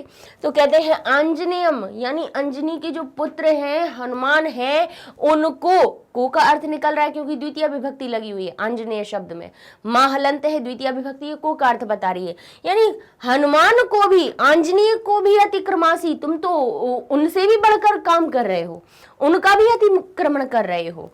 तो पुरुषः सविमर्शः, कुछ सोच कर क्या कहेंगे, अब पुरुष जो है वो कुछ सोचकर, सविमर्श, कुछ सोचकर क्या कहेंगे, को अत्र संदेह किंच, क्या संदेह है, यहाँ क्या संदेह है, कह अत्र, को अत्र हमारा किससे मिलकर बनेगा, कह अत्र, कह अत्र संदेह, इसमें यहाँ क्या संदेह है, यहाँ कौन सी संशय की बात है, किंच, क्योंकि बिना लिपि अक्षर ज्ञानम, बिना लिप्य अक्षर ज्ञानम तपोभिरेव केवलम, तप के द्वारा ही केवल, यदि विद्यावशेष्यु ते, तुम्हारे द्वारा यदि विद्या को वश में कर लिया जा रहा है तो सेतु एषः तथा मम, तो उसी प्रकार से सेतु भी मेरे द्वारा बनाया लिया जा रहा है। अब पुरुष ने क्या बताया, उनसे कहा कि हाँ क्यों नहीं ऐसा हो सकता है, क्योंकि इसमें कोई संदेह नहीं है कि मैं बालू के द्वारा पुल बना सकता हूं, इसमें कोई संदेह नहीं है, क्योंकि अगर बिना लिपि अक्षर ज्ञानम, अब जरा इसको हम तोड़ें तो क्या बन रहा है हमारा, लिपि अक्षर ज्ञानम, यानी बिना लिपि और अक्षर के ज्ञान के, यानी आपने क ख ग घ तो सीखा नहीं, छोटा बड़ा तो सीखा नहीं, अक्षर सीखा नहीं, लिपि में लिखना सीखा नहीं। लिपि क्या होती है भाई, हम किसी भाषा को जिस प्रकार से लिखते हैं वो उसकी लिपि होती है। तो कह रहे ना तो तुमने लिपि सीखी, ना कोई अक्षर सीखा, अक्षर तुम्हें पता नहीं है, लिपि तुम्हें पता नहीं है, और उसके बिना कहते हैं लिपि अक्षर ज्ञानम, लिपि और अक्षर के ज्ञान के बिना तपोभिरेव, कहते हैं तपोभिरेव हमारा किससे बनेगा, तपोभिः, यानी तप के द्वारा ही, तप के द्वारा ही, केवलम, केवल तप के द्वारा ही, यदि विद्यावशे, अगर विद्या को वश में कर सकते हो, स्युः यानी कर सकते हो, और स्युस्ते किससे मिलकर बना है, स्युः ते, ते यानी तुम्हारे द्वारा, तुम अगर अगर आप क्या कर सकते हो, अगर आप बिना लिपि अक्षर ज्ञान के केवल तप के द्वारा ही यदि विद्या को वश में कर सकते हो तो उसी प्रकार तथा यानी उसी प्रकार सेतु एषः, ये भी हमारा किससे बना है, रत्व संधि है ये। सेतु, ये विसर्ग हमारा रस में परिवर्तित हुआ। जरा एक बार देख लीजिएगा, देखिए संधियों को हमने इसीलिए आप लोगों को करवाई भी सभी है संधियां, क्योंकि जहां हम कहते हैं सत्व संधि हो रही है, यहाँ पे हमारी रत्व संधि लग रही है, तो उससे हमें पता चल जाता है कि भाई हमें अगर अक्षर को तोड़ना है तो हम कहाँ से तोड़ रहे हैं और इसमें क्या परिवर्तन हो रहा है। यहाँ हमने सत्व संधि से तोड़ा, यहाँ पे ये दो विसर्ग के बाद अगर ता आ जाता है, ता था आ जाता है तो विसर्ग हमारा सा में परिवर्तित हो जाता है। ये सत्व संधि का नियम होता है। आपने ऐसा भी लगा होगा, हुआ देखा होगा श, तो उसमें ये जो श है ये विसर्ग है, विसर्ग के बाद अगर च आ जाता है तो विसर्ग श में परिवर्तित हो जाता है। तो भाई ऐसे जो हमारे सत्व संधि के नियम होते हैं, रत्व के होते हैं, उत्व के होते हैं, तो वही यहाँ पर चल रहे हैं।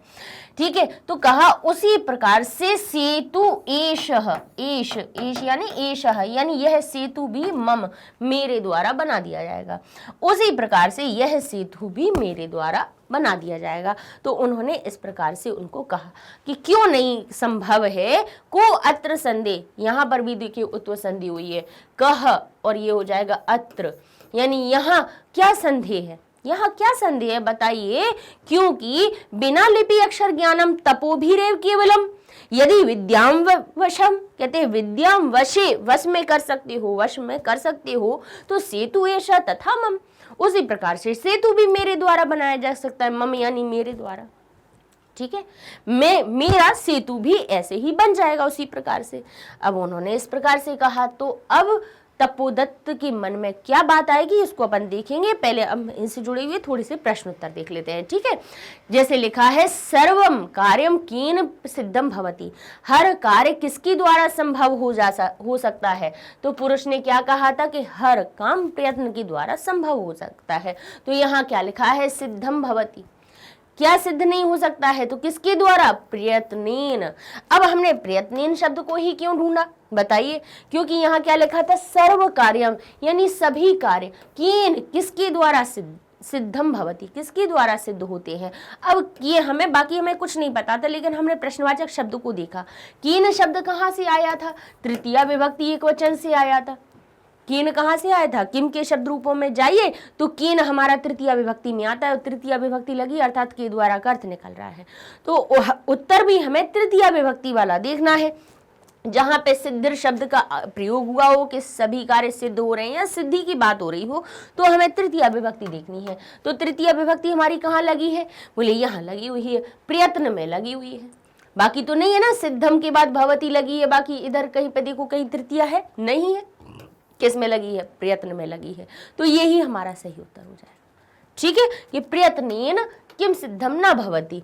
अब सिक्ता कुत्र न स्थास्यति, सिक्ता यानी बालू, कुत्र कहां पर नहीं ठहर पाएगी, कहां पर नहीं ठहर पाएगी। ऐसा बोला था ना कि बालू क्या ठहर पाएगी क्या, तो कहां नहीं ठहर पाएगी। अब ये जो कुत्र शब्द है, कुत्र शब्द दिखे, कदा शब्द दिखे, समझ जाना कि यहाँ पर हमें सप्तमी विभक्ति युक्त शब्द ढूंढना है। ठीक है, जिसमें सप्तमी विभक्ति लगी हो। क्यों, क्योंकि कदा का अर्थ होता है कब और कुत्र का अर्थ होता है कहाँ। तो जब हम पूछते हैं कि कब गए थे, तो भाई किसी समय को बताओगे आप, कि सुबह गए थे, कल गए थे, रात में गए थे, परसों गए थे, तो तब भी हमारा मैं पर का अर्थ निकलेगा। और अगर आप किसी स्थान की बात करोगे तब भी हम कहेंगे कि नदी में, जल में, पलंग में, गांव में। भाई कहीं किसी स्थान की बात करोगे, कहाँ गए थे, बोले गांव में गए थे। ठीक है, अब कहाँ पर सो रहे थे, मैं कमरे में सो रहा था। तो कमरे में, पलंग पर, तो मैं पर का अर्थ किसी ना किसी स्थान के साथ में निकल आता है। ठीक है, तो स्थान हो या समय हो, जब इसको बताना हो तो सप्तमी विभक्ति हम लगा देते हैं। तो कुत्र और कदा ये दोनों ही ऐसे हमारे प्रश्नवाचक शब्द हैं जिनके उत्तर सप्तमी विभक्ति में ही हमें मिलते हैं। ठीक है, कहीं भाई हो जाता है कि सप्तमी ना मिलके द्वितीया मिल जाए, वो भी किन्हीं धातुओं की योग में होता है ऐसा। है ना। जो कि उपपद विभक्ति में हमने सिखाई है कि कई धातुएं ऐसी होती हैं जहाँ लगता है कि यहाँ पे तो सिंहासन, जैसे कहा कि राजा सिंहासन पर बैठा है, तो सिंहासन शब्द में क्या आया हुआ है, हमें क्या लगाना है, सप्तमी लगानी है, तो सिंहासन ही लगाना है। लेकिन अगर वही तिष्ठ जो धातु है, तिष्ठति यानी बैठता है, बैठा है, और उसी तिष्ठ धातु में अगर अधि उपसर्ग लगा दी जाए तो जो सिंहासन शब्द में हम सप्तमी लगा रहे थे उसमें द्वितीया लग जाती है। तो ये कुछ धातु उपसर्ग प्रत्यय के आने पर ऐसा होता है, हर जगह लेकिन नहीं होता है। कुत्र में आप को आ जाए तो आपको सप्तमी विभक्ति युक्त देखना है। तो हम देखेंगे कहां पर ठहर सकती है।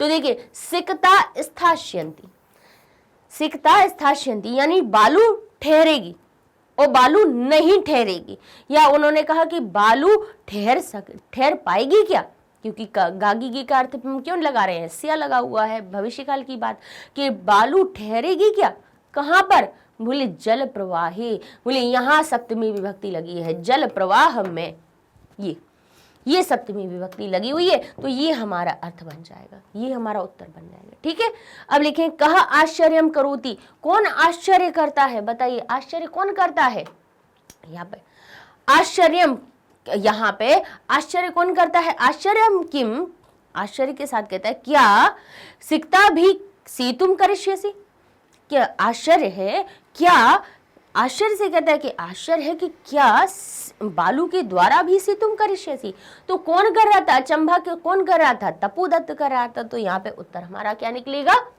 तपोदत्त। ठीक है, अब कह रहा है कि यहाँ पर आश्चर्यम करोति, आश्चर्यम करता है, तो ये तो भाई कर रहा है, आश्चर्य कर रहा है कि बालू के द्वारा ये पुल बना रहे हैं, तो आश्चर्य किसको कौन कर रहा है, तपोदत्त। अच्छा, कह शब्द हमें बता देता है कि ये इसमें प्रथमा विभक्ति एक वचन है, अर्थात जो हमारा उत्तर है प्रथमा विभक्ति युक्त लगाया जाएगा। ठीक है, अब आगे लिखा है पूर्ण वाक्य देख लेते हैं, क्योंकि कई भाई अब जैसे हम वाक्य में नहीं मिला लेकिन हमें उसका उत्तर पता है कि आश्चर्यम करोति, कह यानी कौन आश्चर्य कर रहा था, तो आप नाम लिखने वाले हो तो देख लो कि कह शब्द में कौन सी विभक्ति है या प्रश्नवाचक शब्द में कौन सी विभक्ति है। तो नाम, पहली बात तो यह है कि संज्ञा शब्द यानी किसी के नाम को दर्शाने के लिए हम प्रथमा विभक्ति का प्रयोग करते हैं, कर्ता होता है उसको दर्शाने के लिए भी प्रथमा विभक्ति का प्रयोग करते हैं। ठीक है ना, आगे लिखा है पूर्ण वाक्य न उत्तर, पूर्ण वाक्य में उत्तर देना है, पूर्ण वाक्य से उत्तर देना है आपको कि स्वसंकल्प दृढ़तया सह किम करिष्यति, अपनी दृढ़ संकल्प के द्वारा वह क्या करेगा, करिष्यति क्या करेगा बताइए। तो उन्होंने क्या कहा था कि स्वसंकल्प दृढ़तया सह सिकता भी रेव सेतु निर्माणम करिष्यति, कि वो अपनी दृढ़ संकल्पता के द्वारा क्या करेंगे, सेतु का निर्माण करेंगे। तो यहाँ पे हम कहेंगे अब इसको हम थोड़ा अगर पहले लिख देना ये शब्द को, जबकि हमें पता चल रहा है कि ये हमारा उत्तर बन रहा है कि स्वसंकल्प दृढ़तया सिकताभिरेव सेतु करिष्यामि, अपने दृढ़ संकल्प के द्वारा बालू के द्वारा ही सेतु बनाऊंगा या सेतु का निर्माण करूंगा। ठीक है, तो या तो इसको थोड़ा अगर इसको उठा के यहाँ पे रख दोगे तो एक हम जो क्रम से अपने वाक्यों को लिखते हैं वैसा बन जाएगा, और नहीं तो अगर पूरा इसी प्रकार से भी वाक्य लिख दोगे तब भी गलत नहीं होगा, क्योंकि संस्कृत यही बहुत अच्छी चीज है कि अगर आपका कोई शब्द आप क्रम बदल देते हैं लेकिन उसका अर्थ नहीं निकलेगा, अर्थ भी देखे तब भी वही निकल आए, बालू के द्वारा ही सेतु करूंगा या सेतु का निर्माण करूंगा अपने संकल्प की दृढ़ता के द्वारा, तब भी अर्थ वही रहा, अर्थ तो परिवर्तित नहीं हुआ। तो कोई दिक्कत नहीं है, अगर आप जैसा का तैसा वाक्य लिखोगे तब भी सही होगा, आगे पीछे करके लिखोगे तब भी सही होगा। ठीक है, चलिए आगे देखते हैं प्रश्न और किस प्रकार से बन सकते हैं। लिखा है पुरुषः सविमर्शम किम कथयति, पुरुष कुछ सोच विचार के क्या कहता है, क्या कहता है, पुरुषः सविमर्शम कथयति, विचार करके कहता है कि, अब विचार करके तो उसने पूरा क्या कहा था, अपना एक श्लोक कह दिया था कि लिपि अक्षर ज्ञानम बिना क्या कोई प्राप्त कर सकता है विद्या को। तो यहाँ पर उसको या तो हम क्या करें, अन्वय के साथ में लिख दें, लिपि अक्षर ज्ञानम बिना केवल तपो भी एव यदि विद्यावशः स्यु मम एषः स्यु अपि, सेतु अपि स्युः, तो मैं भी सेतु बना सकता हूँ। ठीक है, तो या तो हम इसको क्या कर सकते हैं, अगर इस तरह का प्रश्न आता है आपके साथ में तो आप क्या कर सकते हो, या तो आप अपना लेके इसी को सविमर्श विमर्श के साथ सोच विचार के क्या कहता है तो आप ये इस श्लोक को भी लिख दोगे तब भी आपका सही हो जाएगा। और नहीं तो इसी को अन्वय की जैसे लिख दो, यानी अब अन्वय करना क्या होता है कि भाई दो शब्दों में अगर कहीं बीच में क्या है संधि है तो उसको तोड़कर लिख दो, उनको अक्षरों को अलग अलग करके लिख दो और अक्षर को लिखने के साथ में एक क्रम से लिख दो कि जैसे हम वाक्य बनाते हैं उस प्रकार से, तब भी लिख दोगे और आपका उत्तर सही हो जाएगा। ठीक है ना, तो इस तरह से हमें आपको उत्तर देने हैं। तो चलते हैं अब हम अपने चतुर्थ गद्यांश पर, जिसमें कि तपोदत्त क्या कहेगा, सवै लक्ष्यम, यानी किसके द्वारा, अपने आप में लज्जा के द्वारा। अब उसको क्या, स वही लक्ष्यम, अपने आप में लज्जा के द्वारा, आत्मगतम, अपने आप के आत्मगतम, अपने आप के बारे में सोचता हुआ, लज्जा से अब कैसा हो जाता है, उसको खुद से शर्म आने लगती है कि ये सही बात है, ये जो काम कर रहे हैं, मैं इनसे इतना तर्क कर रहा था तब से, लेकिन इन्होंने मुझ पर ही व्यंग करके ये बात कही है। तो अब उसको खुद में लज्जा आ जाएगी, खुद में भी शर्म आ जाएगी, तो उसके साथ में वो कहेगा अरे स्वयं में आत्मगतम, अपने आप में अब सोचेगा कि अरे माम, कहते हैं मामे वो उद्देश्य किससे मिलकर बना है, माम एव उद्देश्य, माम एव उद्देश्य, यानी मुझको ही उद्देश्य करके यानी मुझको ही लक्ष्य करके, भद्र पुरुषो अयम, तो भद्र पुरुष, पुरुषों का ओ की मात्रा अगर उत्तर संधि से बदले विसर्ग में और ये अवग्रह हो जाएगा आ से, तो कहेंगे भद्र पुरुष अयम, ये जो भद्र पुरुष है, ये जो सभ्य पुरुष है, मुझको ही उद्देश्य करके अधिक्षिपति, क्या कर रहे हैं, मुझ पर ही आरोप लगा रहे हैं, मुझको ही व्यंग करके मुझे ही बता रहे हैं, मुझको उद्देश्य करके ही ये बात बता रहे हैं। नूनम, निश्चय ही, सत्यम अत्र, सत्य अत्र किससे मिलकर, सत्यमत्र जो मैंने बना हुआ है किससे मिलकर बना है, सत्यम अत्र,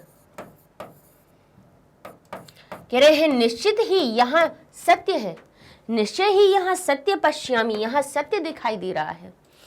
अक्षर ज्ञानम बिनाइव, कहते हैं अक्षर और ज्ञान के बिना, यानी बचपन से मैंने शब्द अक्षर देखा नहीं, अक्षर से शब्द बनाना सीखा नहीं, अक्षर ज्ञानम विनाइव, यहाँ पर भी शब्द हमारा किससे मिलकर बना है, विनाइव, विना और एव से, विना एव, यानी विनय भी यहाँ पे ऐ की मात्रा आ गई वृद्धि संधि से, अक्षर ज्ञान बिना ही वैदुष्यम, आप कहते हैं अवाप्तुम, कहते हैं वैदुष्यम, इसको भी हम तोड़ें तो माँ हलंत हो जाएगा, और अवाप्तुम, ये जो माँ है इसको तोड़ेंगे तो माँ हलंत हो जाएगा और अलग हो जाएगा तो क्या बन जाएगा, अवाप्तुम, तो अवाप यानी प्राप्त करने, तुम प्राप्त करने के लिए, अक्षर ज्ञान बिना ही वैदुष्यता को प्राप्त करने के लिए, अब हमने के लिए क्यों बोला, क्योंकि यहाँ तुम लगा हुआ था तुमुन प्रत्यय से।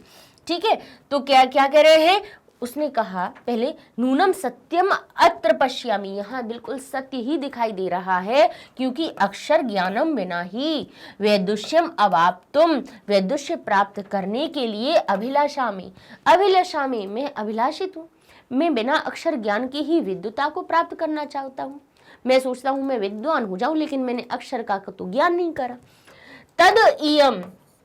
तद इयम शब्द से मिलकर बना है ये तदियम, यहाँ पे हमारी कौन सी जसत्व संधि हुई, तो ता का यहाँ पे दा हो गया और फिर ई इससे मिलकर बनी, सो ये हो गया तदियम, यानी तत इयम, तो यहाँ भगवत्या, तत इयम, तो यह भगवत्या शारदया, कहते हैं शारदाया, यहाँ पर तत इयम, तो यहाँ शारदा का, कौन सी, भगवती शारदा का, यानी माँ शारदा का, माँ सरस्वती की अवमानना है। की का अर्थ हम क्यों निकाल रहे हैं, कभी हमने अभी का बोला फिर की बोला, क्योंकि बाद में अवमानना शब्द देखा तो हमने की लगा दिया उसमें, क्योंकि यहाँ पे ये जो शारदा शब्द कैसा है, आकारांत शब्द है, और यह कहाँ लगाया जाता है, षष्ठी विभक्ति में, तो के का अर्थ हम इसमें जोड़ेंगे। और ये भगवती, भगवती जो शब्द है हमारा क्या बन जाए, भगवत्या, भगवत्या यानी माँ भगवती जो देवी है, देवी सरस्वती का। अब जो देवी शब्द, भगवती शब्द है, शारदा शब्द की विशेषता बता रहा था, तो यहाँ षष्ठी थी तो इसीलिए यहाँ पर भी षष्ठी लगाई गई। और कई बार आपको ये बताया कि विशेषण जो शब्द बनते हैं, विशेषक में जो विभक्ति होती है वही विभक्ति उसके विशेषण में भी लगाई जाती है। तो कहते हैं तो यह भगवती शारदा की अवमानना है, तो ये तो भगवती शारदा, देवी शारदा की अवमानना है कि मैं बिना अक्षर ज्ञान की ही विदुषता को, या मैं अपने वैदुष्यम को प्राप्त करना चाहता हूँ। गुरुग्रहम गत्यैव, कहता है, अब खुद ही मन में ही, आत्मगतम, अपने आप में ही ये सारी चीजें सोच रहा है। गुरुग्रहम गत्यैव विद्याभ्यासो मया करणीयः, मेरे द्वारा गुरु घर पे, गुरु के घर में गत्वैव, जाकर ही, गत्वा एव शब्द में से मिलकर बना है, गत्वा यानी जाकर के, ऐव, आ और ए से मिलके वही वृद्धि संधि हुई, आ और ए से मिलकर ऐ की मात्रा बन गई, सो इसका लोप हुआ, इसका लोप हुआ और ऐ की मात्रा लग गई तो बन गया गत्वैव। अच्छा, गत्वैव बन गया। अब यहाँ पे अर्थ क्या निकल रहा है, गत्वा यानी गम धातु में त्वा प्रत्यय लगा करके का अर्थ निकला, यानी जाकर के ही विद्या अभ्यासो, विद्या के अभ्यास से, मया मेरे द्वारा करना चाहिए, मुझे विद्या अभ्यास करना चाहिए गुरु घर में जाकर, मुझे गुरु के घर पर जाकर, ये नहीं है कि उनके गुरु घर जाकर, पहले क्या होता था भाई, जो गुरुकुल होते थे वो गुरु के रहने का निवास स्थान होता था, और जो शिष्य होते थे उन्हीं के आश्रम में कोई कुटिया बना के रहते थे, आश्रम बना के रहते थे, वहाँ पर ही जो शिष्य होते थे, जो भी विद्या प्राप्त करना चाहता था वो गुरु के आश्रम में, उनके घर में ही रहकर विद्या का अध्ययन करते थे।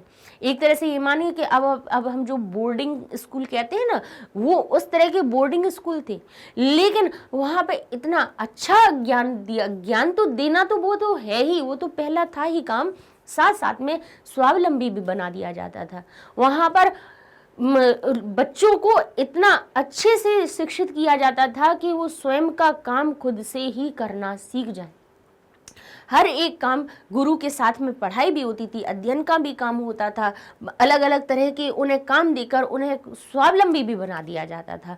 तो वही उन्होंने, वो कहते हैं कि गत्वा एव, गुरु ग्रहम गत्वा एव, यानी गुरु के घर में जाकर ही विद्या अभ्यासो, यानी विद्या अभ्यास मया करणीय, मेरे द्वारा किया जाना चाहिए।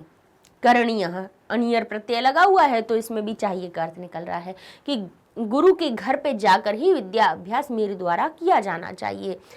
पुरुषार्थैव लक्ष्य प्राप्यते, पुरुषार्थ के द्वारा ही, यहाँ पे पुरुषार्थै रई जो लिखा हुआ है ना, ये जहां पे रेव लगा हुआ तो समझ ली ना, उसमें से हमें ईव अलग करना है। पुरुषार्थ्याई यानी पुरुषार्थ के द्वारा, मेहनत के द्वारा ही लक्ष्य को मैं प्राप्त करता हूँ। उन्होंने कहा कि मैं अब किसके द्वारा प्राप्त करूंगा, अपना लक्ष्य अपनी मेहनत के द्वारा, मैं अपने पुरुषार्थ के द्वारा ही अपने लक्ष्य को प्राप्त करूंगा, करता हूं। उसने ऐसा सोचा। तो तपोदत्त फिर पहले तो आत्मगतम अपने आप में सोच रहे थे, लेकिन अब उन नर से कहेंगे कि भो नरोत्तम, हे नरों में उत्तम, न अहम जाने, मैं नहीं जानता हूं। ना हम किससे मिलकर बना है, न और अहम शब्द से।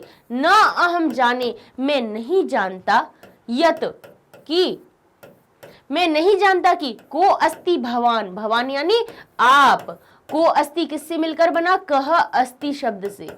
मैं नहीं जानता हूं, न अहम, मैं नहीं जानता हूं कि कौन हो आप, कि आप कौन है मैं नहीं जानता, परंतु लेकिन भवत भी ही, भवत यानी आप और भी ही लग गया तृतीया विभक्ति से, आपके द्वारा, भवत भी यानी आपके द्वारा, उन्मीलितम खोल दिए गए हैं, मैं यानी मेरे, नयन युगलम मेरी दोनों आंखें आपके द्वारा, नयन युगलम उन्मीलितम खोल दिए गए हैं।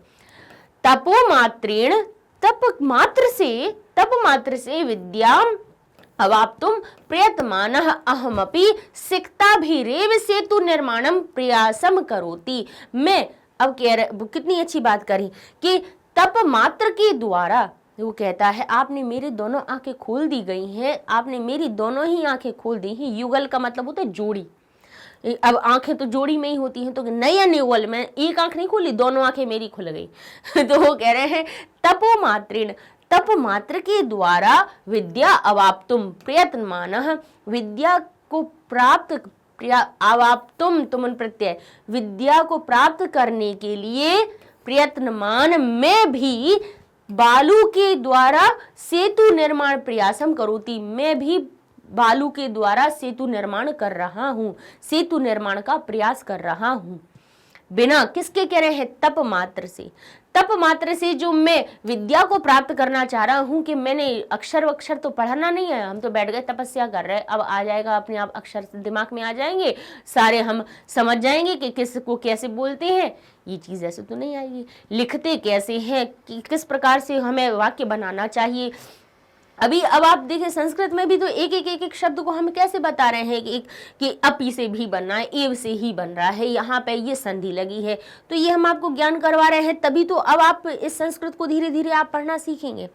अगर हम कहें कि आप तो बैठ जाओ तपस्या करने के लिए, संस्कृत अपने आप आ जाएगी, नहीं आएगी, यहाँ पे प्रयास करना पड़ेगा। वही शिक्षा यहाँ पे तपोदत्त को भी मिली उन पुरुष के द्वारा। वो पुरुष कौन थे अभी अपन को पता चल जाएगा, ठीक है ना। तो कह रहे हैं तप मात्र के द्वारा, यहाँ पे भी तृतीया विभक्ति लगी, तप मात्र से, केवल तपस्या से विद्या को प्राप्त करने के लिए जो मैं प्रयत्नमान था, मैं भी कैसे, सिक्ता भी यानी बालू के द्वारा ही सेतु निर्माण का प्रयास कर रहा हूं, मैं भी वही प्रयास कर रहा हूं।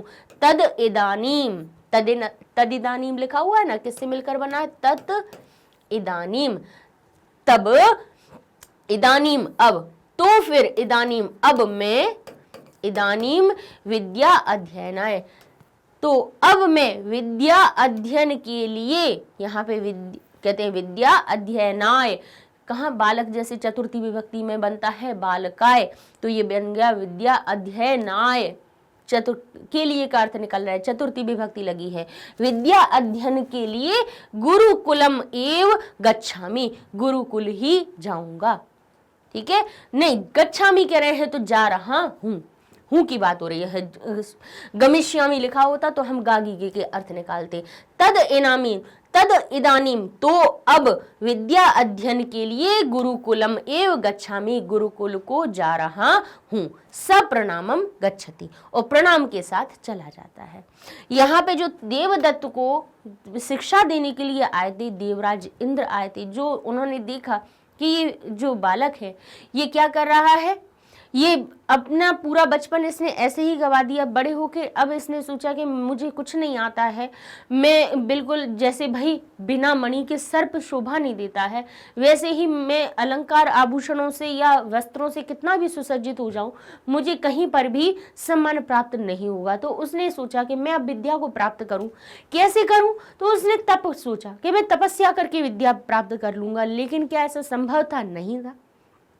इसके लिए तो भाई आपको गुरु के पास जाना ही पड़ेगा, जब वो आपको सिखाएंगे कि भाई इसको अ कहते हैं, इसको आ कहते हैं, इन दोनों को हम अ और बा को मिलाते हैं तो अब बन जाता है। तो ये बनाना मिलाना, ये अक्षर ज्ञान कराना, वाक्य बनाना, विद्या सिखाना, ये सब तो गुरु का काम होता है। तो बिना उनके पास जाए क्या ये संभव था, नहीं था। तो उसको शिक्षा देने के लिए देवराज जो इंद्र थे वो पुरुष का वेश धारण करके आए थे, और उसको ये उस उदाहरण के द्वारा सिकता सेतु, रेत के पुल के द्वारा रेत यानी बालू के पुल बनाने के द्वारा उन्हें उदाहरण दिया कि बताओ जैसे बालू के द्वारा बहती हुई नदी में पुल नहीं बनाया जा सकता है, ऐसे ही तुम भी बिना ज्ञान प्राप्त किए, बिना गुरु के ज्ञान प्राप्त किए आप पुल बनाना चाह रहे हो नदी में रेत के द्वारा। तो इस तरह से उसने सुन लिया और अपनी विद्याभ्यास के लिए चला गया। ठीक है, यहाँ पे प्रश्न कैसे बन सकते हैं आपके कि नरः किम बिना वैदुष्यम ना प्राप्नोति, नर किसके बिना वैदुष्य को प्राप्त नहीं कर सकता है, किम किसके बिना, तो यहाँ कहेंगे हम अक्षर ज्ञानम। हमारा हमने पढ़ा है वाक्य में क्या है कि नर किसके बिना वैदुष्यम को नहीं प्राप्त कर सकता है, अक्षर ज्ञान के बिना। अब यहाँ पे देखिए हमारा जो किम शब्द है उसमें भी भाई कौन सी प्रथमा विभक्ति लगी है, तो ये भी बन गया अक्षर ज्ञान। अब आगे लिखा है तपोदत्त विद्याया अध्ययनार्थम, विद्या अध्ययन के लिए कुत्र गच्छति, कहाँ गया, विद्या के अध्ययन के लिए कहाँ जाता है, तो कहें गुरुकुलम, गुरुकुल को गया, गुरुकुल को गया। अब यहाँ पे देखिए अब आपके मन में संशय आने वाला होगा, आप कहेंगे कि अभी आप मैम कह रहे थे कि कुत्र जहाँ पर आए वहाँ पर आप सप्तमी विभक्ति का शब्द लिखना। ठीक है, हमने अभी बोला था, यही हमने बोला था ना कि आपसे कुत्र पूछा जाए तो आप क्या करना कि जहाँ भाई कोई स्थान आ रहा हो तो वहाँ पर आप क्या लगा देना, सप्तमी विभक्ति लगा देना। तो तपोदत्त विद्या अध्ययन के लिए कहाँ जाता है, गुरुकुल जाता है। तो गुरुकुल में तो स्थान आ रहा है तो हमें तो यहाँ पे गुरुकुल ही लिख देना चाहिए था, गुरुकुल में। हमने ऐसा क्यों यहाँ पे बताइए, क्यों यहाँ पे माँ हलंत आया, क्यों द्वितीया विभक्ति लगाई गई, क्योंकि गम धातु के योग में गत्यर्थे द्वितीया, एक हमारा जो सूत्र होता है गत्यर्थे द्वितीया। ठीक है, जैसे कहें कहाँ जाते हैं, विद्यालय में जाते हैं। अब विद्यालय में देखिएगा हम जो अब बता रहे हैं, वन में जाते हैं। ठीक है, राम वन में जाते हैं, बालक विद्यालय जाते हैं। ठीक है, अब यहाँ पे गत्यर्थे द्वितीया कहेगा कि गम धातु के योग में, गत्यर्थे यानी गम धातु के अर्थ में, गम का अर्थ क्या होता है, जाना, यानी जाना जहां पे हो रहा हो और जहां जाया जा रहा हो उस अर्थ में आपको द्वितीया लगाना है कि जिस स्थान पर जाया जा रहा हो उसमें आप क्या लगाएंगे, द्वितीया लगाएंगे। जबकि अगर उसमें भले ही हमें सप्तमी का मैं पर दिखता रहे, लेकिन जाने की धातु में, जाने की धातु किससे बनती है, गम, और गम का ही रूप क्या बनता है, गच्छ। तो जहां जाया जा रहा हो वहां पर आप क्या लगाएंगे, जहां पर जाया जा रहा हो उस शब्द में सप्तमी ना आके द्वितीया आ जाती है गत्यर्थी द्वितीया शब्द से। तो यहाँ पे वन हमारा क्या बन जाएगा कि रामः वनम गच्छति। ठीक है, यहां बन जाएगा हमारा बालकः विद्यालयम गच्छति। बालक अगर बहुत सारे हैं तो गच्छन्ति हो जाएगा, एक होता तो यहाँ बालकाः कर देंगे। ठीक है, बालक विद्यालय जाते हैं लिख दिया ना हमने, तो एक बालक नहीं है बहुत सारे हैं तो बालकाः विद्यालयम गच्छन्ति, बालक विद्यालय जाते हैं। तो यहाँ पर भी ये है कि ये गच्छति लिखा था कि तपोदत्त विद्या अध्ययन के लिए कहाँ जाता है, तब हमें गच्छ धातु आ गई ना, इसीलिए यहाँ पे गुरुकुल शब्द में सप्तमी आनी थी लेकिन नहीं आई, यहाँ पे द्वितीया विभक्ति आ गई। तो इस सूत्र से इसलिए क्योंकि बच्चों को आ जाती है कंफ्यूजन, अरे मैम ने तो कहा था कि कुत्र की जगह पे सप्तमी लगाना, लेकिन कई बार द्वितीया लगा दिया, क्यों लगा दिया, वो इसलिए लगा दिया, समझ गए। अब आगे का प्रश्न लिखा है तपोदत्त कस्याः अवमानम करोति, तपोदत्त किसकी अवमानना कर रहा है, किसकी अवमानना करता है, बताइए।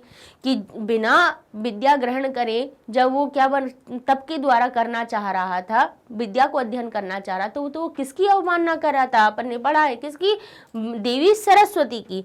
अब कस्याः शब्द भी हमें बता देगा कि कौन सा शब्द आना है।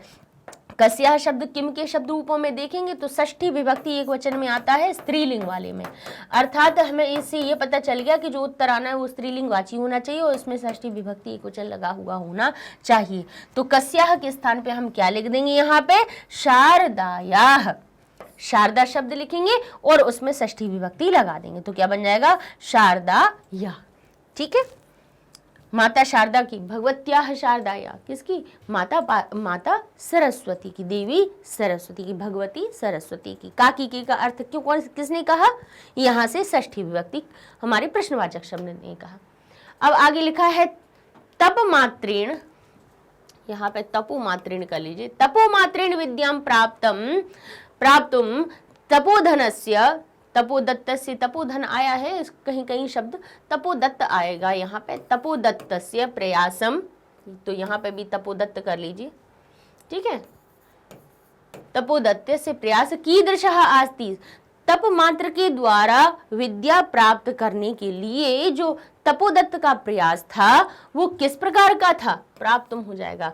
तो हम कहेंगे तपोमात्रेण विद्या अवाप्तुम तपोदत्तस्य प्रयास सिकताभिरेव सेतु निर्मास प्रयासम आसीत्। कैसा था, सिकता के द्वारा, रेत के द्वारा ही सेतु का निर्माण करने के प्रयास जैसा था।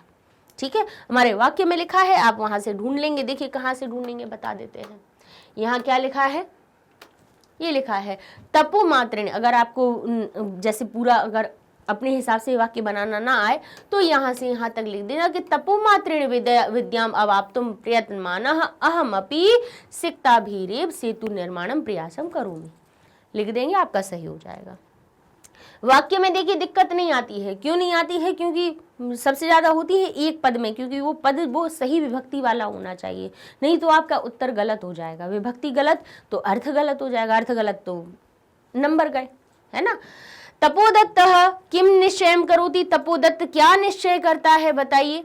तपोदत्तः निश्चयं करोति यत् सः इदानीं विद्या अध्ययनाय गुरुकुलम एव गमिष्यति। फिर उसने क्या निश्चय किया कि मैं विद्या अध्ययन के लिए, ये लिखा था तद इदानीं विद्या अध्ययनाय गुरुकुलम एव गच्छामि। अब यहाँ पे अहम लिख दोगे तो और अच्छा हो जाएगा, या तपोदत्त लिख दोगे तब भी अच्छा हो जाएगा। तपोदत्त तद इदानीं विद्याध्ययनाय गुरुकुलम एव गच्छति। अब जब अगर नाम लिखो तो गच्छामी की जगह गच्छति कर देना, अहम लिखो तब गच्छामी सही होता है, क्योंकि यहाँ पे हमारा अहम शब्द आया था, इसी में भी इसी की हमारी जो क्रिया गच्छामी बनी हुई है उत्तम पुरुष वाली। ठीक है ना। इस तरह से भाई अगर हम उत्तर लिख रहे हैं और हमें ये पता है कि कौन सी क्रिया कौन से वाले पुरुष के साथ में आती है तो हमें उसी के हिसाब से लगानी चाहिए। ऐसे नहीं कि मन से अगर देख लिया, नाम लिख दिया और लिख दिया लास्ट में गच्छामी, तो गलत हो जाएगा क्योंकि भाई नाम है तो प्रथम पुरुष का करता है, तो उसके लिए वही गच्छति शब्द सही होगा। गच्छति, गच्छता, गच्छन्ति लगाओ, गच्छामी, गच्छावा, गच्छावा लगा रहे हो तो हमें उत्तम पुरुष का कर्ता लिखना पड़ेगा। ठीक है ना, क्योंकि इसीलिए देखिए हमने रचना करना, आपको अनुवाद करना सबसे पहले अभी हम सिखा चुके हैं, तब हम पाठ पर आए हैं कि अगर प्रश्न उत्तर स्वयं भी बनाना हो तो कैसे बनाए। ठीक है ना। अच्छा, ये सारे वीडियोस आपको हमारी मैग्नेट ब्रेन्स वेबसाइट पे आसानी से मिल जाएंगे। जब देखिए हम जब YouTube पे जाते हैं ना तो हमें खुद भी कंफ्यूज हो जाते हैं कि हम कहाँ देखें, कौन सा वीडियो हमारे लिए है, कौन कौन सी प्लेलिस्ट है, बहुत सारी सर्च करना पड़ती है, तो वो आसान कर दिया गया है आपको वेबसाइट ने। आप मैग्नेट ब्रेन्स वेबसाइट पे जाइए, लिखिए www.magnetbrains.com, जो आएगा। आपने जैसे ही लिखा तो आपके सामने वेबसाइट पेज हो गया ओपन, और जिसको ऊपर किया तो यहाँ आपको दिखेगा एक्सप्लोर टॉप कोर्सेज, यानी आप ढूंढ सकते हो कोर्सेज को। जैसे कि यहाँ लिखा है CBSE English medium, NTSE, olympiad, Hindi medium. English medium पे गए तो इंग्लिश मीडियम की सारी लिस्ट देखिए आपके सामने है कि क्या क्या चीज़ें हैं, यानी किंडरगार्टन से लेकर 12th क्लास तक की भी आपके सब्जेक्टिव यानी सब्जेक्ट हो, ग्रामर हो, या जो भी चीज़ें आपको ज़रूरत है वो सारे वीडियोस यहाँ पे लिस्ट है। आप किंडरगार्टन से लेकर 12th क्लास तक सर्च कर सकते हो। टर्म 2 एग्ज़ाम, NCERT का एग्जाम्पलर है, अपने वन शॉट रिवीजन है, एक्स्ट्रा लर्निंग है। जिस चीज़ को देखना है अब उसी पे क्लिक कर दीजिए। मान लीजिए वन शॉट को देखना है आपको, लास्ट टाइम पे कहोगे वन शॉट रिवीजन देख लें, तो आप 9th क्लास पे गए, आपने वॉच नाउ पे गए तो यहाँ पे आपके 9th क्लास के हर सब्जेक्ट का वन शॉट रिवीजन का वीडियो यहाँ पे आपको मिल जाएगा। हर एक सब्जेक्ट का। संस्कृत में भी आपको ये सारे वन शॉट रिवीजन मिल जाएंगे। और आपको करना क्या है, और जितने भी टॉपिक भी आएंगे वन शॉट रिवीजन में, टॉपिक भी आएंगे तो उनको भी हम साथ साथ में करवाते जाएंगे। क्योंकि अब जैसे ये हमारा जो पाठ है ना सिकता सेतु, इसमें आपने देखा होगा कि आपके श्लोक आए हुए हैं, श्लोक आए ना, तो श्लोक का अन्वय करने के लिए भी आ जाता है, श्लोक का भावार्थ लिखने के लिए भी आ जाता है। और जबकि ये नाटक है तो इसको क्रम से लिखने के अनुसार भी आ सकता है। तो इससे जुड़ी 3 चीजें और हैं, तो उन टॉपिक का रिवीजन भी हम आपको एक वीडियो में करवा देंगे, ठीक है ना। तो इस तरह से आप जो वीडियो सर्च करोगे वो आसानी से मिल जाएगा। और साथ साथ में हिंदी मीडियम वाले भी बच्चों को भी आप शेयर कीजिए, बताइए कि हिंदी मीडियम सिलेबस भी अब आपका यहाँ पर शुरू हो चुका है, ठीक है ना। तो मैग्नेट ब्रेन्स हिंदी पर आप जाओगे तो हिंदी मीडियम का बिल्कुल अपना एक सेपरेट पूरा आपको हिंदी मीडियम के बच्चों के लिए सारी चीज़ें मिलने लगेंगी यहाँ पे, ठीक है। तो चैनल को लाइक कीजिए, शेयर कीजिए, सब्सक्राइब कीजिए। मिलते हैं नेक्स्ट वीडियो में। इसी पाठ के और जो टॉपिक हैं उनको वन शॉट रिवीजन में हम कंप्लीट करेंगे। तब तक के लिए धन्यवाद।